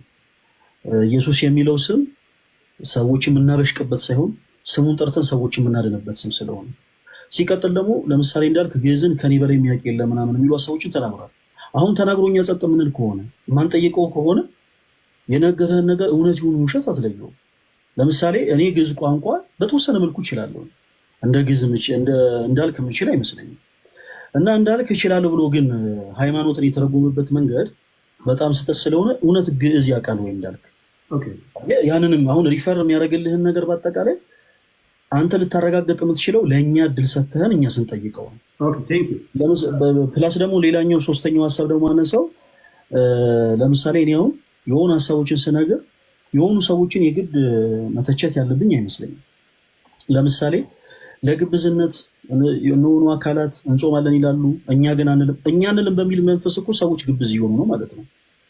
ይሄ አሁን ለምሳሌ እንዳልክ አይ እኛ ግብዞች አይደለንም፣ እኛ እኮ እንደዚህ ዝም ብለን ተደብቀን ነው እንጾም ማለት ኢን ሴንስ ኦልሬዲ አሁን እየነገረን ነው እንደዛ እያደረገው እንደሆነ፣ ይሄ ራሱ ግብዝነት ነው። ስለዚህ አንዳንድ አላስፈላጊ የሆኑ ቃላቶች ለጊዜው እንተዋቸውና እንደበሰለ ሰው በተሻለ መጠን ብናወራ። አይኖ እንዳልክ አዲስ አማኝ ነው፣ ከሱ በተሻለ መንገድ ፕሮቴስታንቲዝም የሚያብራሩ ሰዎች አሉ። በእርግጥ ግን ቢሆንም ከተገኘ ይቀር እነዚህን አካሄዶች አክሮ ቢሄድ እሱ ስለፈለገ ስላልፈለገ ሳይሆን ወደድንም ጠላንም የተናገርነው ንግግር ላይ እንዳልክ እኛን ይጠይቀናል። ወደደም ጠላም እኛም እሱን ጠይቋለን። ካልሆነ ግን ጥያቄ ባይቀበልም እንደዝማታ እኛ ራሳችን ጠይቀን ማስረጃዎችን እያወጣን እናሳያለን። ስለዚህ እሱ የተናገራቸው ሀሳቦች ላይ ሪስፖንስ እንድንሰጥ እድል ትሰጠናለህ ማለት ነው። ለምን ግዕዝም ጭምር ሲሳሳት ስላዩት ትምህርት ብቻ ሳይሆን። ኮመንት ላይ አንድ ሰው አስገባ እያላችሁ ነው፣ ከእስልምናም ወይም ደግሞ ለእንዳልክም እያላችሁ ነው። የመጡት በቤታቸው ነው፣ ሁሉም በራሳቸው ላይቭ ገብተው ነው አንድ ላይ የተሰበሰቡ እንጂ እኔ አይደለሁም ያስገባኋቸው። ስለዚህ ምናልባት አሁን ከዚህ በኋላ ብዙ መቆየት የምችል አይመስለኝም። ነገር ግን ተነጋግረን ምን ማድረግ እንዳለብን እንለያያለን። ጆይን ማድረግ የምትፈልጉ ካላችሁ በራሳችሁ ላይቭ ገብታችሁ፣ ካልሆነ እዚህ ሪኩዌስት ልካችሁ ማስገባችሁ አይነት አይደለም፣ በገስት ስላልመጡ ማለት ነው። ኦኬ፣ ለመጨረሻ ጊዜ አደራ የኤልያስ መሰረትን ቴዲ ሐዋሳ ቴሌግራም ላይ ገብታችሁ ሰብስክራይብ አድርጉ። የኤልያስ መሰረት የሚጽፈውን ዜና ሳታነቡ ምንም ማውራት አትችሉ። ይሄ ሀቅ ነው። አም ሶሪ በመንፈሳዊ ሰዎች መሀል ይህን ነገር ስለተናገርኩኝ በተለይ ከሀገር ውጭ ያላችሁ ለማለት ያለው። እሺ እንዳልክ አንተ ልጠይቅ። ሌላው የመጨረሻ ግን አንድ እኔ አሁን መንፈሳዊ ሰዎች እኔ እንዳልኳችሁ ከእናንተ ወገን አይደለም። ጥያቄ ስጠይቅ አንደኛውን በማጥላላት አይደለም። አሁን አንደኛውን ካጥላላህልኝ ወንጌል አይደለም። እዚህ ጋር እኔ አይደለም እኔ የምጠይቀውን ጥያቄ ሰምተው ለመስማት የሚጓጉ ሰዎች አሉ። ከኛ የተሻሉ የእግዚአብሔር ሰዎች አሉ፣ ዓለም ውስጥ ያሉ ሰዎች አሉ፣ ግራ የገባቸው አሉ፣ የሚሄዱበትን መንገድ የመረጡ አሉና በተቻለ መጠን ቱ ዘ ፖይንት ዘንድ አድማጮቻችን ከኛ የተሻለ ንቃተ ህሊና ስላላቸው እነሱ ይፈርዳሉ። ያን ብታደርጉ ለማለት ያለው። ሌላ ሰው ግን ማስገባት አለብህ ካላችሁኝ አይ ዶንት ቲንክ ከዚህ በኋላ ረጅም ሰዓት መቆየት የሚችል አይመስለኝም። ራሱ በላይ ሌላ ሰው አያስገባም አይችልም። አንድ ሀሳብ ልስጥ ከፈቀድክ ነው፣ ካልፈቀድክ አቆማል። እሺ ኤርሚዬም ተራውን እየጠበቀ ስላለ እንዲያወራም ስለተፈለገ ምናልባት ቅድም ከመነሻው በደንብ ሰዎች እንዲያስተውሉ ከተፈለገ ቅድም ቴዲ ሳውራ ከሰማይ ላውራ የገባሁት ስለምንድን ነው? ስለማን ነው ቴዲ? ስለ ኢየሱስ። የኔ ፖይንት የተሰቀለውን መስበክ ነው፣ የተሰቀለውን ኢየሱስ ማውራት ነው። ፈለገዬ ትክክል ነው ሀሳብ ያነሳው። እንዳልክ ያነሳው ሀሳብ ላይ ጥያቄን ጠይቅ፣ እናውራ። ኢትስ ኖርማል፣ ትክክል ነው። እኔ የገባሁት ስለ ኢየሱስ ልሰብክ፣ እሱ ኢየሱስ ላይ ጥያቄ ሊያነሳ ነው። ስለዚህ ኢየሱስ ላይ ጥያቄ ካለበት ትምህርት ላይ ነው ጥያቄ የኔ ትምህርት ላይ እንጂ ለአንተ ነው የኔ ትምህርት የስተት ሆነ ፈለገዬ። ይህ ሚስ ሪፕሬዘንቲንግ ይባላል። ካጠፋው ይቀርታል። እንደዚህ ነው። በሌላ ጊዜ ቀጠሮ ተቀጣጥረን እኔና ፈለገ እናውራ ስለ ኢየሱስ ደስ የሚለኝ፣ ወይ ደግሞ አንተ ወጥተህ ቴዲ እኔና ፈለገ ቁጭ ብለን ስለ ኢየሱስ እናውራ። አሁን እናውራ፣ ደስ ነው የሚለኝ ስለ ኢየሱስ በጣም በደስታ ነው የማወራው። እኔ ብዙ አልቆይም። አሁን እኔ አንድ ነገር ማድረግ ማትችሉ ከሆነ ወንድማማቾች ነን፣ እንለያያለን። እኔ የጠፋው በግ ነኝ። እናንተ የገባችሁን ወንጌል ላልገባው ሰው እንዴት ነው የምታስረዱት ነው ጥያቄው እኮ። የጎንዮሽ እኮ አስፈልገው። አንተ የገባህንና በደረስክበት ልክ ታስረዳኛለህ። ለምሳሌ ወደ ቀላል ጥያቄ ነው፣ የምድራችን ቀላል አማርኛ ነው የተጠቀምኩት። ሰው ወደ ዘላለማዊ ህይወት ሊመጣ የሚችለው እንዴት ነው? የገባችሁን ወንጌል ንገሩኝ። እኔ በዓለም ያለው ሰው ይሄን ነው የምታደርጉልኝ እንጂ ፈለገን መናገር ፈለገ እሱ መናገር ግን ለእኔ ስታስረዳኝ የግድ ፈለገን አንደርስቲሜት ማድረግ የለበትም፣ እሱ አንተን ማድረግ የለበትም። ያለህበትን አንተ የተረዳኸውንና የገባህን ወንጌል ነው የምታስረዳኝ፣ ለእኔና ለእኔ መሰሎች ማለት ነው። ይሄ አይ ቲንክ ቀላል ይመስለኛል። አይዱ ዳት ያንን አድርጌዋለሁ በእኔ በኩል ቴዲ በረዳኝ መጠን መንፈስ ቅዱስ። ሌሎቹ ይስበኩ ስለ ኢየሱስ። ሁለቱ ወደ ኤርሚ ልምጣና እኔና ኤርሚ ቅድም ረጅምም ስላወራን ኤርሚ አይ ዶንት ቲንክ ከ8 ደቂቃ በላይ ይወስዳል ብዬ አላስብም። ኤርሚያችን ቀሪው ደቂቃ አንተ ነው። ኦኬ ቴንክ ዩ።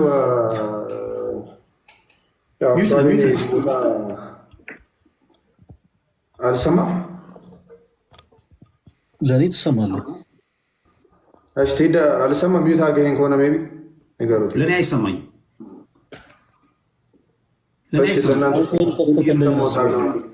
የስፒከር ምልክት ካለች ንካት በሉት እስኪ ለእናንተ የሚሰማ አውራስ ቴዲ ምናልባት ኤርሚ ሚዩት አድርገው ከሆነ አንተ ጋር ክፈታት፣ ንገሩት። የስፒከር ምልክት አለች፣ ይሰማላ? እሺ ወንድሜ ቴንክ ዩ። እሺ ደስ ብሎኛል ስለተገናኘን። አክቹዋሊ እኔ ቦታ ብዙ አይመጠነኝም እኔ ግን ያው አይመጠነኝም ስል ከምን አንጻር ነው?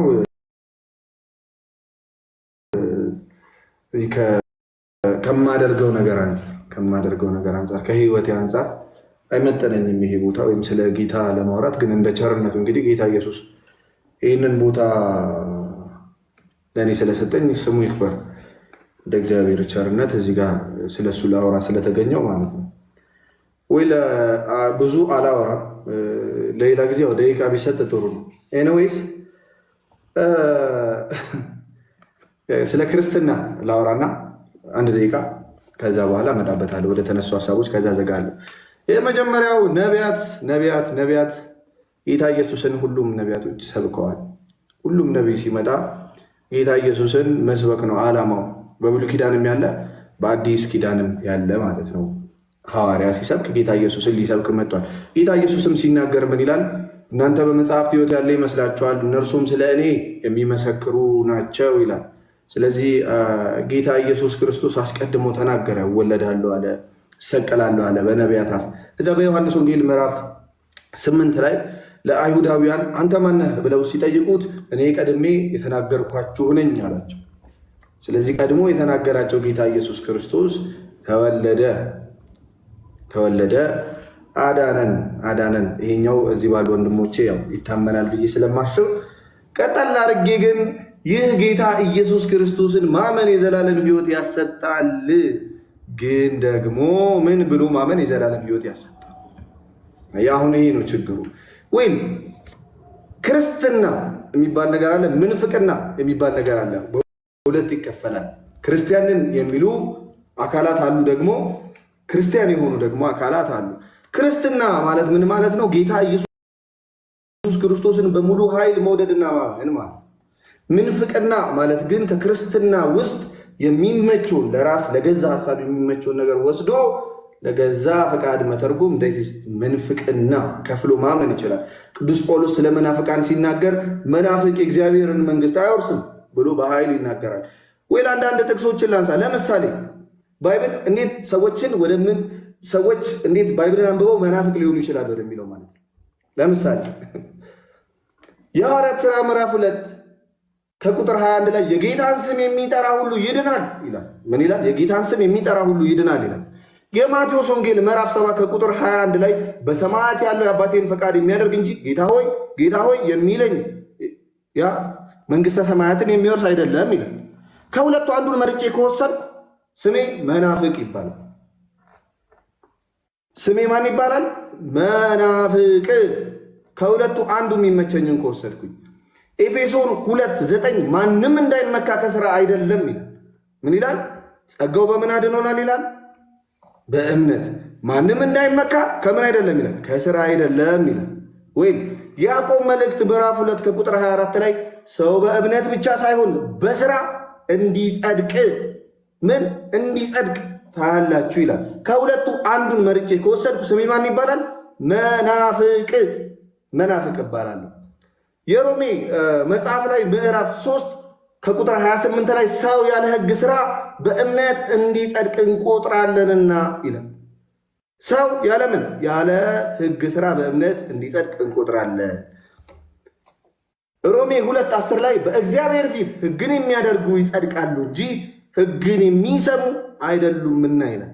ከሁለቱ አንዱን መርጬ ካመንኩ ማን እባላለሁ? መናፍቅ እባላለሁ።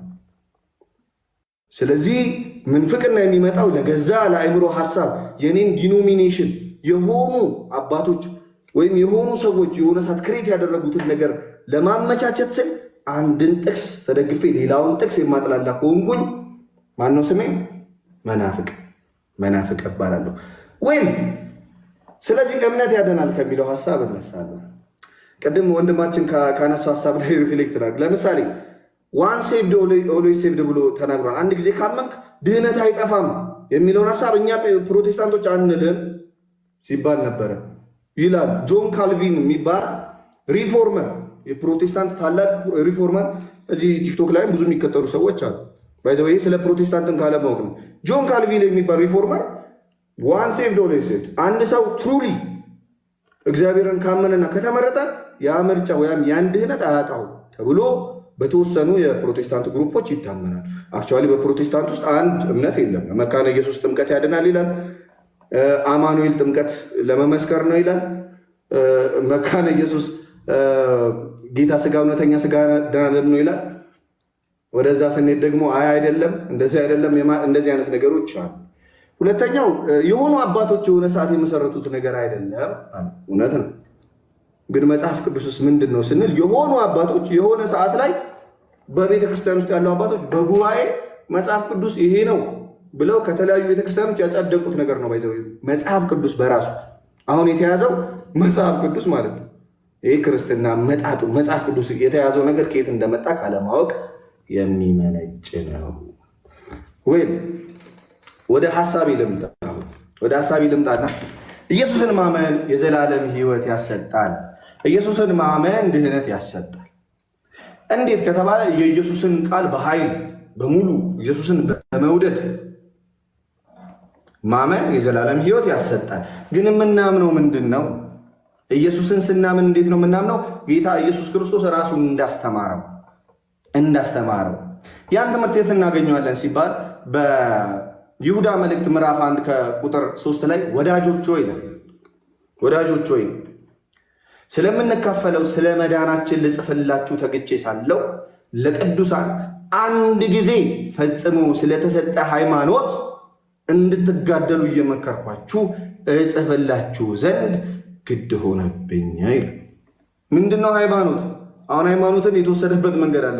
ያ ቅድም እንዳልክ የሚለው ከሆነ እርሱ ሃይማኖት አይደለም። ባይዘው ኢየሱስን የሚያፋፋ ኢየሱስን የሚገፋ ከሆነ እሱ ስሙ ሃይማኖት አይደለም፣ ሌላ ስም ሊሰጠው ይገባል እንጂ ጌታ የተጠቀመውን ሃይማኖት የሚለው ስም ሐዋርያት የተጠቀሙትን ሃይማኖት የሚለውን ስም ተጠቅሞ ሃይማኖት እንደዚህ ነው ከተባለ ይሄ አደገኛ ነው። ስለዚህ ምንድነው ስለ ሃይማኖት ልጽፍላችሁ እንድትጋደሉ እየመከርኳችሁ ጽፍላችሁ ዘንድ ምን ሆነብኝ ይላል። እንዲሁ ውዴታ አይደለም ግድ ሆነብኝ ይላል። ስለዚህ ግድ ሆኖበታል ይሁዳ። መንፈስ ቅዱስ ነው ይሄን ነገር። ሃይማኖት ማለት ምን ማለት ነው ሲባል ደግሞ አንድ ጊዜ ለሐዋርያት የተሰጠች እምነት አለች። አንድ ጊዜ ለሰዎች ሁሉ እንዲድኑበት የተሰጠ እምነት፣ በዛ እምነት ማመን ሃይማኖት ይባላል። ሌላ ትርጉም የለውም ማለት ነው። ሃይማኖት ማለት ይሄ ነው ወይ? ስለዚህ በክርስቶስ ማመን በራሱ ሃይማኖት ነው። በክርስቶስ ግን በምንድነው የምታምነው? በትምህርቱ ነው የምታምነው እንጂ መርጬ አንድ ጥቅስ አምኜ ሌላዋን አክፋፋለሁ ካል ታዲስ ምን ፍቅና ወይ? ክርስቶስን እንዴት እናምናለን? ለምሳሌ ክርስቶስ በምድር ላይ ሳለ በማርቆስ 16:16 ላይ ያመነ የተጠመቀም ይድናል ይላል። እንግሊዘኛው ኤንድ ነው የሚለው። ምን የምትለው ቃል ኤንድ ነው የምታመለክተው። ያመነና የተጠመቀ ይድናል እየተባለ ያው አምኜ ከዛ በኋላ ጥምቀት ግን የምፈጽመው ለምልክት ነው ለማረጋገጫ ነው ካለ ዲሲዝ መናፍቅ ብሮ መናፍቅ ብለን መጥራት እንችላለን። እሱ ለምን ያመነ እና የተጠመቀ ይላል ቃል። ስለዚህ እምነት ብቻ ሲባል ሰምተናል ቀደም። ከየት መጣ?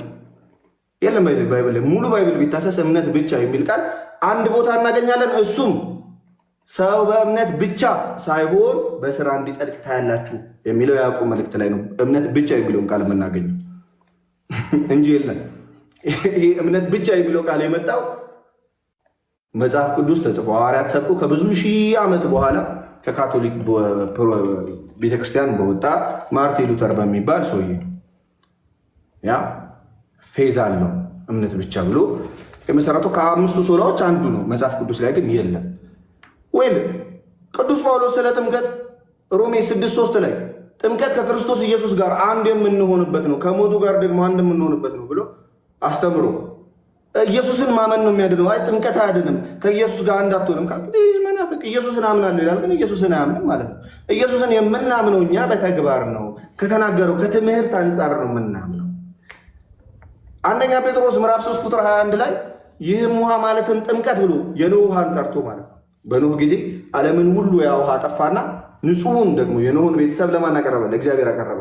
የሱ ምሳሌ ሆኖ አሁን ያድናል እያለ አይ ጥምቀት አያድንም ግን ኢየሱስ ነው የሚያድነው። ኧረ በኢየሱስ ከየት መጣ ያስተምረው? ይሄም ምን ይባላል? ኢየሱስን አለማመን ይባላል። የሐዋርያት ሥራ ምዕራፍ 2 ከቁጥር 38 ላይ ንስሐ ገቡ ኃጢአታችሁ የሚሰረይ ዘንድ እያንዳንዳችሁ በኢየሱስ ክርስቶስም ተጠመቁ ይላል። ጥምቀት ለኃጢአት ስርየት አይሆንም የሚል ሰው ከመጣ እንግዲያውስ ዌልካም። ስራ ያድናል ብዬ አልሰብኩም፣ እሱ ኢየሱስ ያድናል ብዬ ሰብኳለሁ። የትኛው ኢየሱስ? ጥምቀት ለኃጢአት ስርየት ይሆናል ብሎ በሐዋርያት በኩል የነገረኝ ያ ኢየሱስ ያድናል ብዬ ኢየሱስን ሊሰበክ ይገባዋል። ይህ ሰው ነው። የማርቆስ ወንጌል ምዕራፍ 14 ከቁጥር 22 እስከ 23 ስጋውን ይሄ ቂጣውን ቆርሶ ስጋዬ ነው ብሎ ደሙን ደግሞ ቀርቶ ደሜ ነው ብሎ አይ የኢየሱስ ክርስቶስ ስጋ እና ደም እንደዚሁ ነው እንጂ ስጋና ደሙ አይደለም ብሎ የሚያምን ሰው በምልጃ አመን በስራ ያድናል። በኢየሱስም አልለውም። ጌታ ኢየሱስን ተቀበል አንተና ቤተሰቦች ትድናላችሁ ብዬ እሰብከዋለሁ። መሰበክ አለበት ኢየሱስን። ይሄ ሰው ኢየሱስን ስለማያውቀው ኢየሱስ ባይዘው ስም ሳይሆን ኢየሱስ ማለት ድርጊት ነው። ወይም እንዴት ሆነ ሲባል ኢየሱስ ክርስቶስ ኢየሱስ የተባለው ራሱ ምን ተብሎ ነው? መልአኩ መጥቶ ህዝቡን ከኃጢአት ያድናቸዋልና ማን ትለዋለህ አለ? ኢየሱስ ትለዋለህ። ኢየሱስ ማለት አዳኝ ስለሆነ ኢየሱስ አዳኝ ስለሆነ ነው ኢየሱስ የተባለው። ክርስቲያንም ክርስቲያን የሚባለው ክርስቶስ ያለውን ቃል ሐዋርያት የተናገሩትን ቃል በሞላ ሲቀበል ነው እንጂ ለሆነ ነገር የሚመቸውን ነገር እየመረጠ ሲወስድ እሱም ክርስቲያን ሳይሆን እኛ መናፍቅ እንለዋለን። ራሱን ግን ኦብቪየስሊ አርዮስም ክርስቲያን ነኝ እያለ ነው ራሱን የሚጠራ ክርስቲያን እያለ ራሱን ይጠራል። በዮሐንስ ወንጌል ምዕራፍ 6 ቁጥር 56 ላይ ስጋዬን የሚበላ ደሜንም የሚጠጣ የዘላለም ሕይወት አለው ብሎ አይ ስጋና ደሙ እኮ አይደለም ኢየሱስ ነው የሚያድነው እንጂ ስጋ መብላት ሕይወትን እንዴት ስጋ መብላት ደም መጠጣት እንዴት የዘላለም ሕይወት ያሰጣል? አያሰጥም እሱ ካለኝ ይሄንንም ምን እለዋለሁ? ጌታ ኢየሱስ ክርስቶስን ተቀበል አንተና ቤተሰቦችህ ትድናላችሁ ብዬ ወንጌልን መሰከርለታለሁ። ስለዚህ ለነዚህ ሰዎች ሲጀመር ወንጌል ነው የሚያስፈልጋቸው፣ ኢየሱስ ነው የሚያስፈልጋቸው እንጂ ስራ አይደለም። ስራ ማለት ምን እንደሆነ አሁን አሳያለሁ። ስራ ማለት ምን እንደሆነ ወይ አንድ ጥቅስ ልናገር። ሁለቱም ከጠቀሱት ጥቅሶች የኤፌሶን 2 ላይ ልጀምርና ልጨርስ። የመጨረሻ ሐሳብ ነው እንዳይራዘም። ኤፌሶን 2:8 እንግዲህ ቆርጦ ነው የሚነበበው ይሄ ጥቅስ። ብዙ ጊዜ ጸጋው በእምነት አድኗቸዋል። አሜን እላለሁ። እንደ ክርስቲያን ጸጋው በምን አድኖኛል? በእምነት አድኗቸዋል። ይህም የእግዚአብሔር ስጦታ ነው እንጂ ከእናንተ አይደለም። የእግዚአብሔር ስጦታ ነው እንጂ በእምነት ያዳናል ከኛ አይደለም። ኦብቪየስሊ ማንም እንዳይመካ ከሥራ አይደለም ይላል። ማንም እንዳይመካ ከሥራ አይደለም፣ ከሥራ አይደለም። እሺ የቱ ነው ግን ከሥራ ያለው ነው? እኛ ፍጥረት ሆነንና እንመላለስበት ዘንድ እግዚአብሔር አስቀድሞ ያዘጋጀውን መልካሙን ሥራ ለማድረግ በክርስቶስ ኢየሱስ ተፈጠረ። ሰው ለመፈጠር፣ ሰው ከእግዚአብሔር ለመወለድ፣ ሰው ልጅ ለመሆን አንዳችም ሥራ አይሰራም። እንዲሁ ምን ያደርጋል? ክርስቶስን አምኖ በምን በኩል ቅድም እንዳልነው ሮሜ 6 ውስጥ አንድ ለመሆን ምን ያደርጋል? ኢየሱስን ማመን ማለት ምን ማለት ነው? ይጠመቃል። በሚስጥራት በኩል ጌታ ኢየሱስ ክርስቶስን ይቀበላል። ለምን? እኛ ጌታን ስንቀበል እንዲሁ አይደለም ማለት ተቀብለናል በቃ እንደዛ አይደለም። እንደ ክርስቲያን እንደ ሐዋርያት እንጂ የሆነ ሰዓት እንደመጡ ሰዎች አይደለም። አሁን ችግሩ ምንድነው? ወንጌልን እንደ ሐዋርያት መረዳት አለ እና እንደሆኑ ግሩፖች መረዳት አለ። ስለዚህ ወንጌልን እንደሆኑ ግሩፖች ሳይሆን እንደ ሐዋርያት እኛ እንረዳለን። ስለዚህ ለመፈጠር አንድ ሰው መስራት አይጠበቅበትም። ሁለተኛው የያዕቆብ መልእክት ላይ አንድ የዳነ ሰው ግን በክርስቶስ ኢየሱስ የተፈጠረ ሰው አይ እምነት ብቻ ነው የሚያድነው ስራ አይደለም ካለኝ ምን እለዋለሁ መሰለህ? ምን እለዋለሁ? አንተ ከንቱ ሰው እለዋለሁ። አንተ ከንቱ ሰው። የያዕቆብ መልእክት ምዕራፍ 2 ቁጥር 20 እምነት ከስራ ተለይቶ የሞተ መሆኑን ልታውቅ ትወዳለህን? አባታችን አብርሃም ልጁ ይስሐቅን በመሠዊያው ላይ ባቀረበ ጊዜ በስራ የጸደቀ አልነበረምን? እምነት ከስራው ጋር አብሮ ያደርግ እንደነበረ በስራም እምነት እንደተፈጸመ ትመለከታለህን? መጽሐፍ አብርሃም እግዚአብሔርን አመነ ጽድቅም ሆኖ ተቆጠረለት ያለው ተፈጸመ፣ የእግዚአብሔርም ወዳጅ ተባለ። ሰው በእምነት ብቻ ሳይሆን በስራ እንዲጸድቅ ታያላችሁ እላለሁ። ማንም የዳነን ሰው አሁን ለምሳሌ ወንድማችንን መጥቶ እንዴት ልዳን ቢለኝ አይ ሰው በእምነት ብቻ ሳይሆን በስራ እንዲጸድቅ ታያለህ አልለውም። እንዳልክ በፍጹም ልለው አልችልም። ለምን? ጌታ ኢየሱስ ክርስቶስን ተቀበል አንተና ቤተሰቦች ትድናላችሁ እላለሁ። ለምን? መላ ትምህርቱን መቀበል ስላለበት። ጌታ ኢየሱስን መቀበል ማለት ትምህርቱን መቀበል ስላለበት። ስለዚህ ድህነት ማለት የሚጀመር ሳይሆን የሚፈጸም ነው። ትይዳይ ብዙ ጊዜ ሰው ድህነትን የሆነች እንትን አድርጎ ስለሚቆጥራት ነው። ድህነት በምን ይጀመራል? ክርስቶስን አምነህ በሚስጥራት በኩል። ሚስጥራት ባይዘው ጥምቀት ለምሳሌ የሰው ስራ አይደለም። ቅዱስ ቁርባን የሰው ስራ አይደለም፣ ክርስቶስ በደሙ የሰጠን ነው። አንደኛ ጴጥሮስ ምዕራፍ 3 ከቁጥር 1 ጀምሮ ስታነበው ይህም በክርስቶስ ትንሣኤ ነው ይላል። ስለ ጥምቀት አዳኝነት ከተናገረው በኋላ ይህም በክርስቶስ ትንሣኤ በደሙ የተሰጠን ነው። ፊልጵስዩስ 2:12 ላይ ዲና ፊልጵስዩስ 2:12 ላይ ስለዚህ ወዳጆች ሆይ ይላል። ይሄ ለዳኑ ሰዎች ነው። አሁን ለአንድ ክርስቲያን ወንድሜ እንዲህ ይለዋል። ስለዚህ ወዳጆች ሆይ ሁሉ ጊዜ እንደታዘዛችሁ በእናንተ ዘንድ በመኖሬ ብቻ ሳይሆን ይልቁን አሁን ስርቅ በፍርሃትና በመንቀጥቀጥ የራሳችሁን መዳን ፈጽሙ። ይሄ ለክርስቲያን ነው። ገና ግን ወደ ክርስትና ሲመጣ አንድ ሰው ምን ብሏል? ጸጋው በእምነት ያድናል። ስለዚህ እመን። ሲያምን ግን ሙሉን ማመን አለበት። ስለዚህ ያመኑ ሰዎች ድህነታቸውን ደግሞ የሚፈጽሙ ሰዎች ልክ ዕብራውያን ምዕራፍ 9 ከቁጥር 28 ላይ እንዲሁ ክርስቶስ የብዙዎችን ኃጢአት ሊሸከም አንድ ጊዜ ከተሰዋ በኋላ ያድናቸው ዘንድ ለሚጠባበቁት ሁለተኛ ጊዜ ያለ ኃጢአት ይታይላቸዋል። ይሰማል። ስለዚህ ምን ያደርጋሉ? ሰው ይድናል፣ ድህነቱን ይፈጽማል። ደግሞ ጌታ ኢየሱስ ክርስቶስ መምጫውን ይጠባበቃል፣ ድህነቱ ፍጹም እስኪሆን ድረስ። ይሄ የሚበሰብሰው የማይበሰብሰውን እስኪለብስ ድረስ ያድነን ዘንድ ደግሞ እንጠባበቃለን። ከዛስ ሁለተኛ ጊዜ ያለ ኃጢአት ይታይልናል። ስለዚህ እኛ ክርስቲያኖች ድህነትን መጽሐፍ ቅዱስ በነገረን መንገድ እንቀበላለን እንጂ የሆኑ ሰዎች በፈጠሩት መንገድ አንቀበልም። ድህነት ማለት ይሄ ነው። ስለዚህ የምንናገረው ሰው ይወስነዋል ያልኩም ለዚህ ነው። ቅድም ለአንድ ክርስቲያን የምትሰብከው ወንጌል አለ፣ ለአይሁድ የምትሰብከው ወንጌል አለ፣ ለአሕዛብ የምትሰብከው ወንጌል አለ። ያ ወንጌል ጅማሬው ክርስቶስ ነው፣ ፍጻሜውም ክርስቶስ ነው። በጅማሬውና በፍጻሜው መካከል ግን ምን እናደርጋለን? ዝም ብሎ ጸጋው እንደዚህ ግብት ብሎ የክርስቶስ ጸጋ እንደ ማሽን የሚያደርገን አይደለም። ለምን? ቅድም ፈለገ እንዳለው ይቆረጣል። ዮሐንስ ወንጌል ምዕራፍ 15 ላይ እንዳለው ማለት። ስለዚህ ምን የሚያደርገን ነው? ያ የክርስቶስ ጸጋ ራሱ የሚያሰራ ነው። አንድ ጥቅስ ብዬ በጣም ወዶን ጥቅስ ልዝጋሽ። ቲቶ ምዕራፍ 2 ከቁጥር 11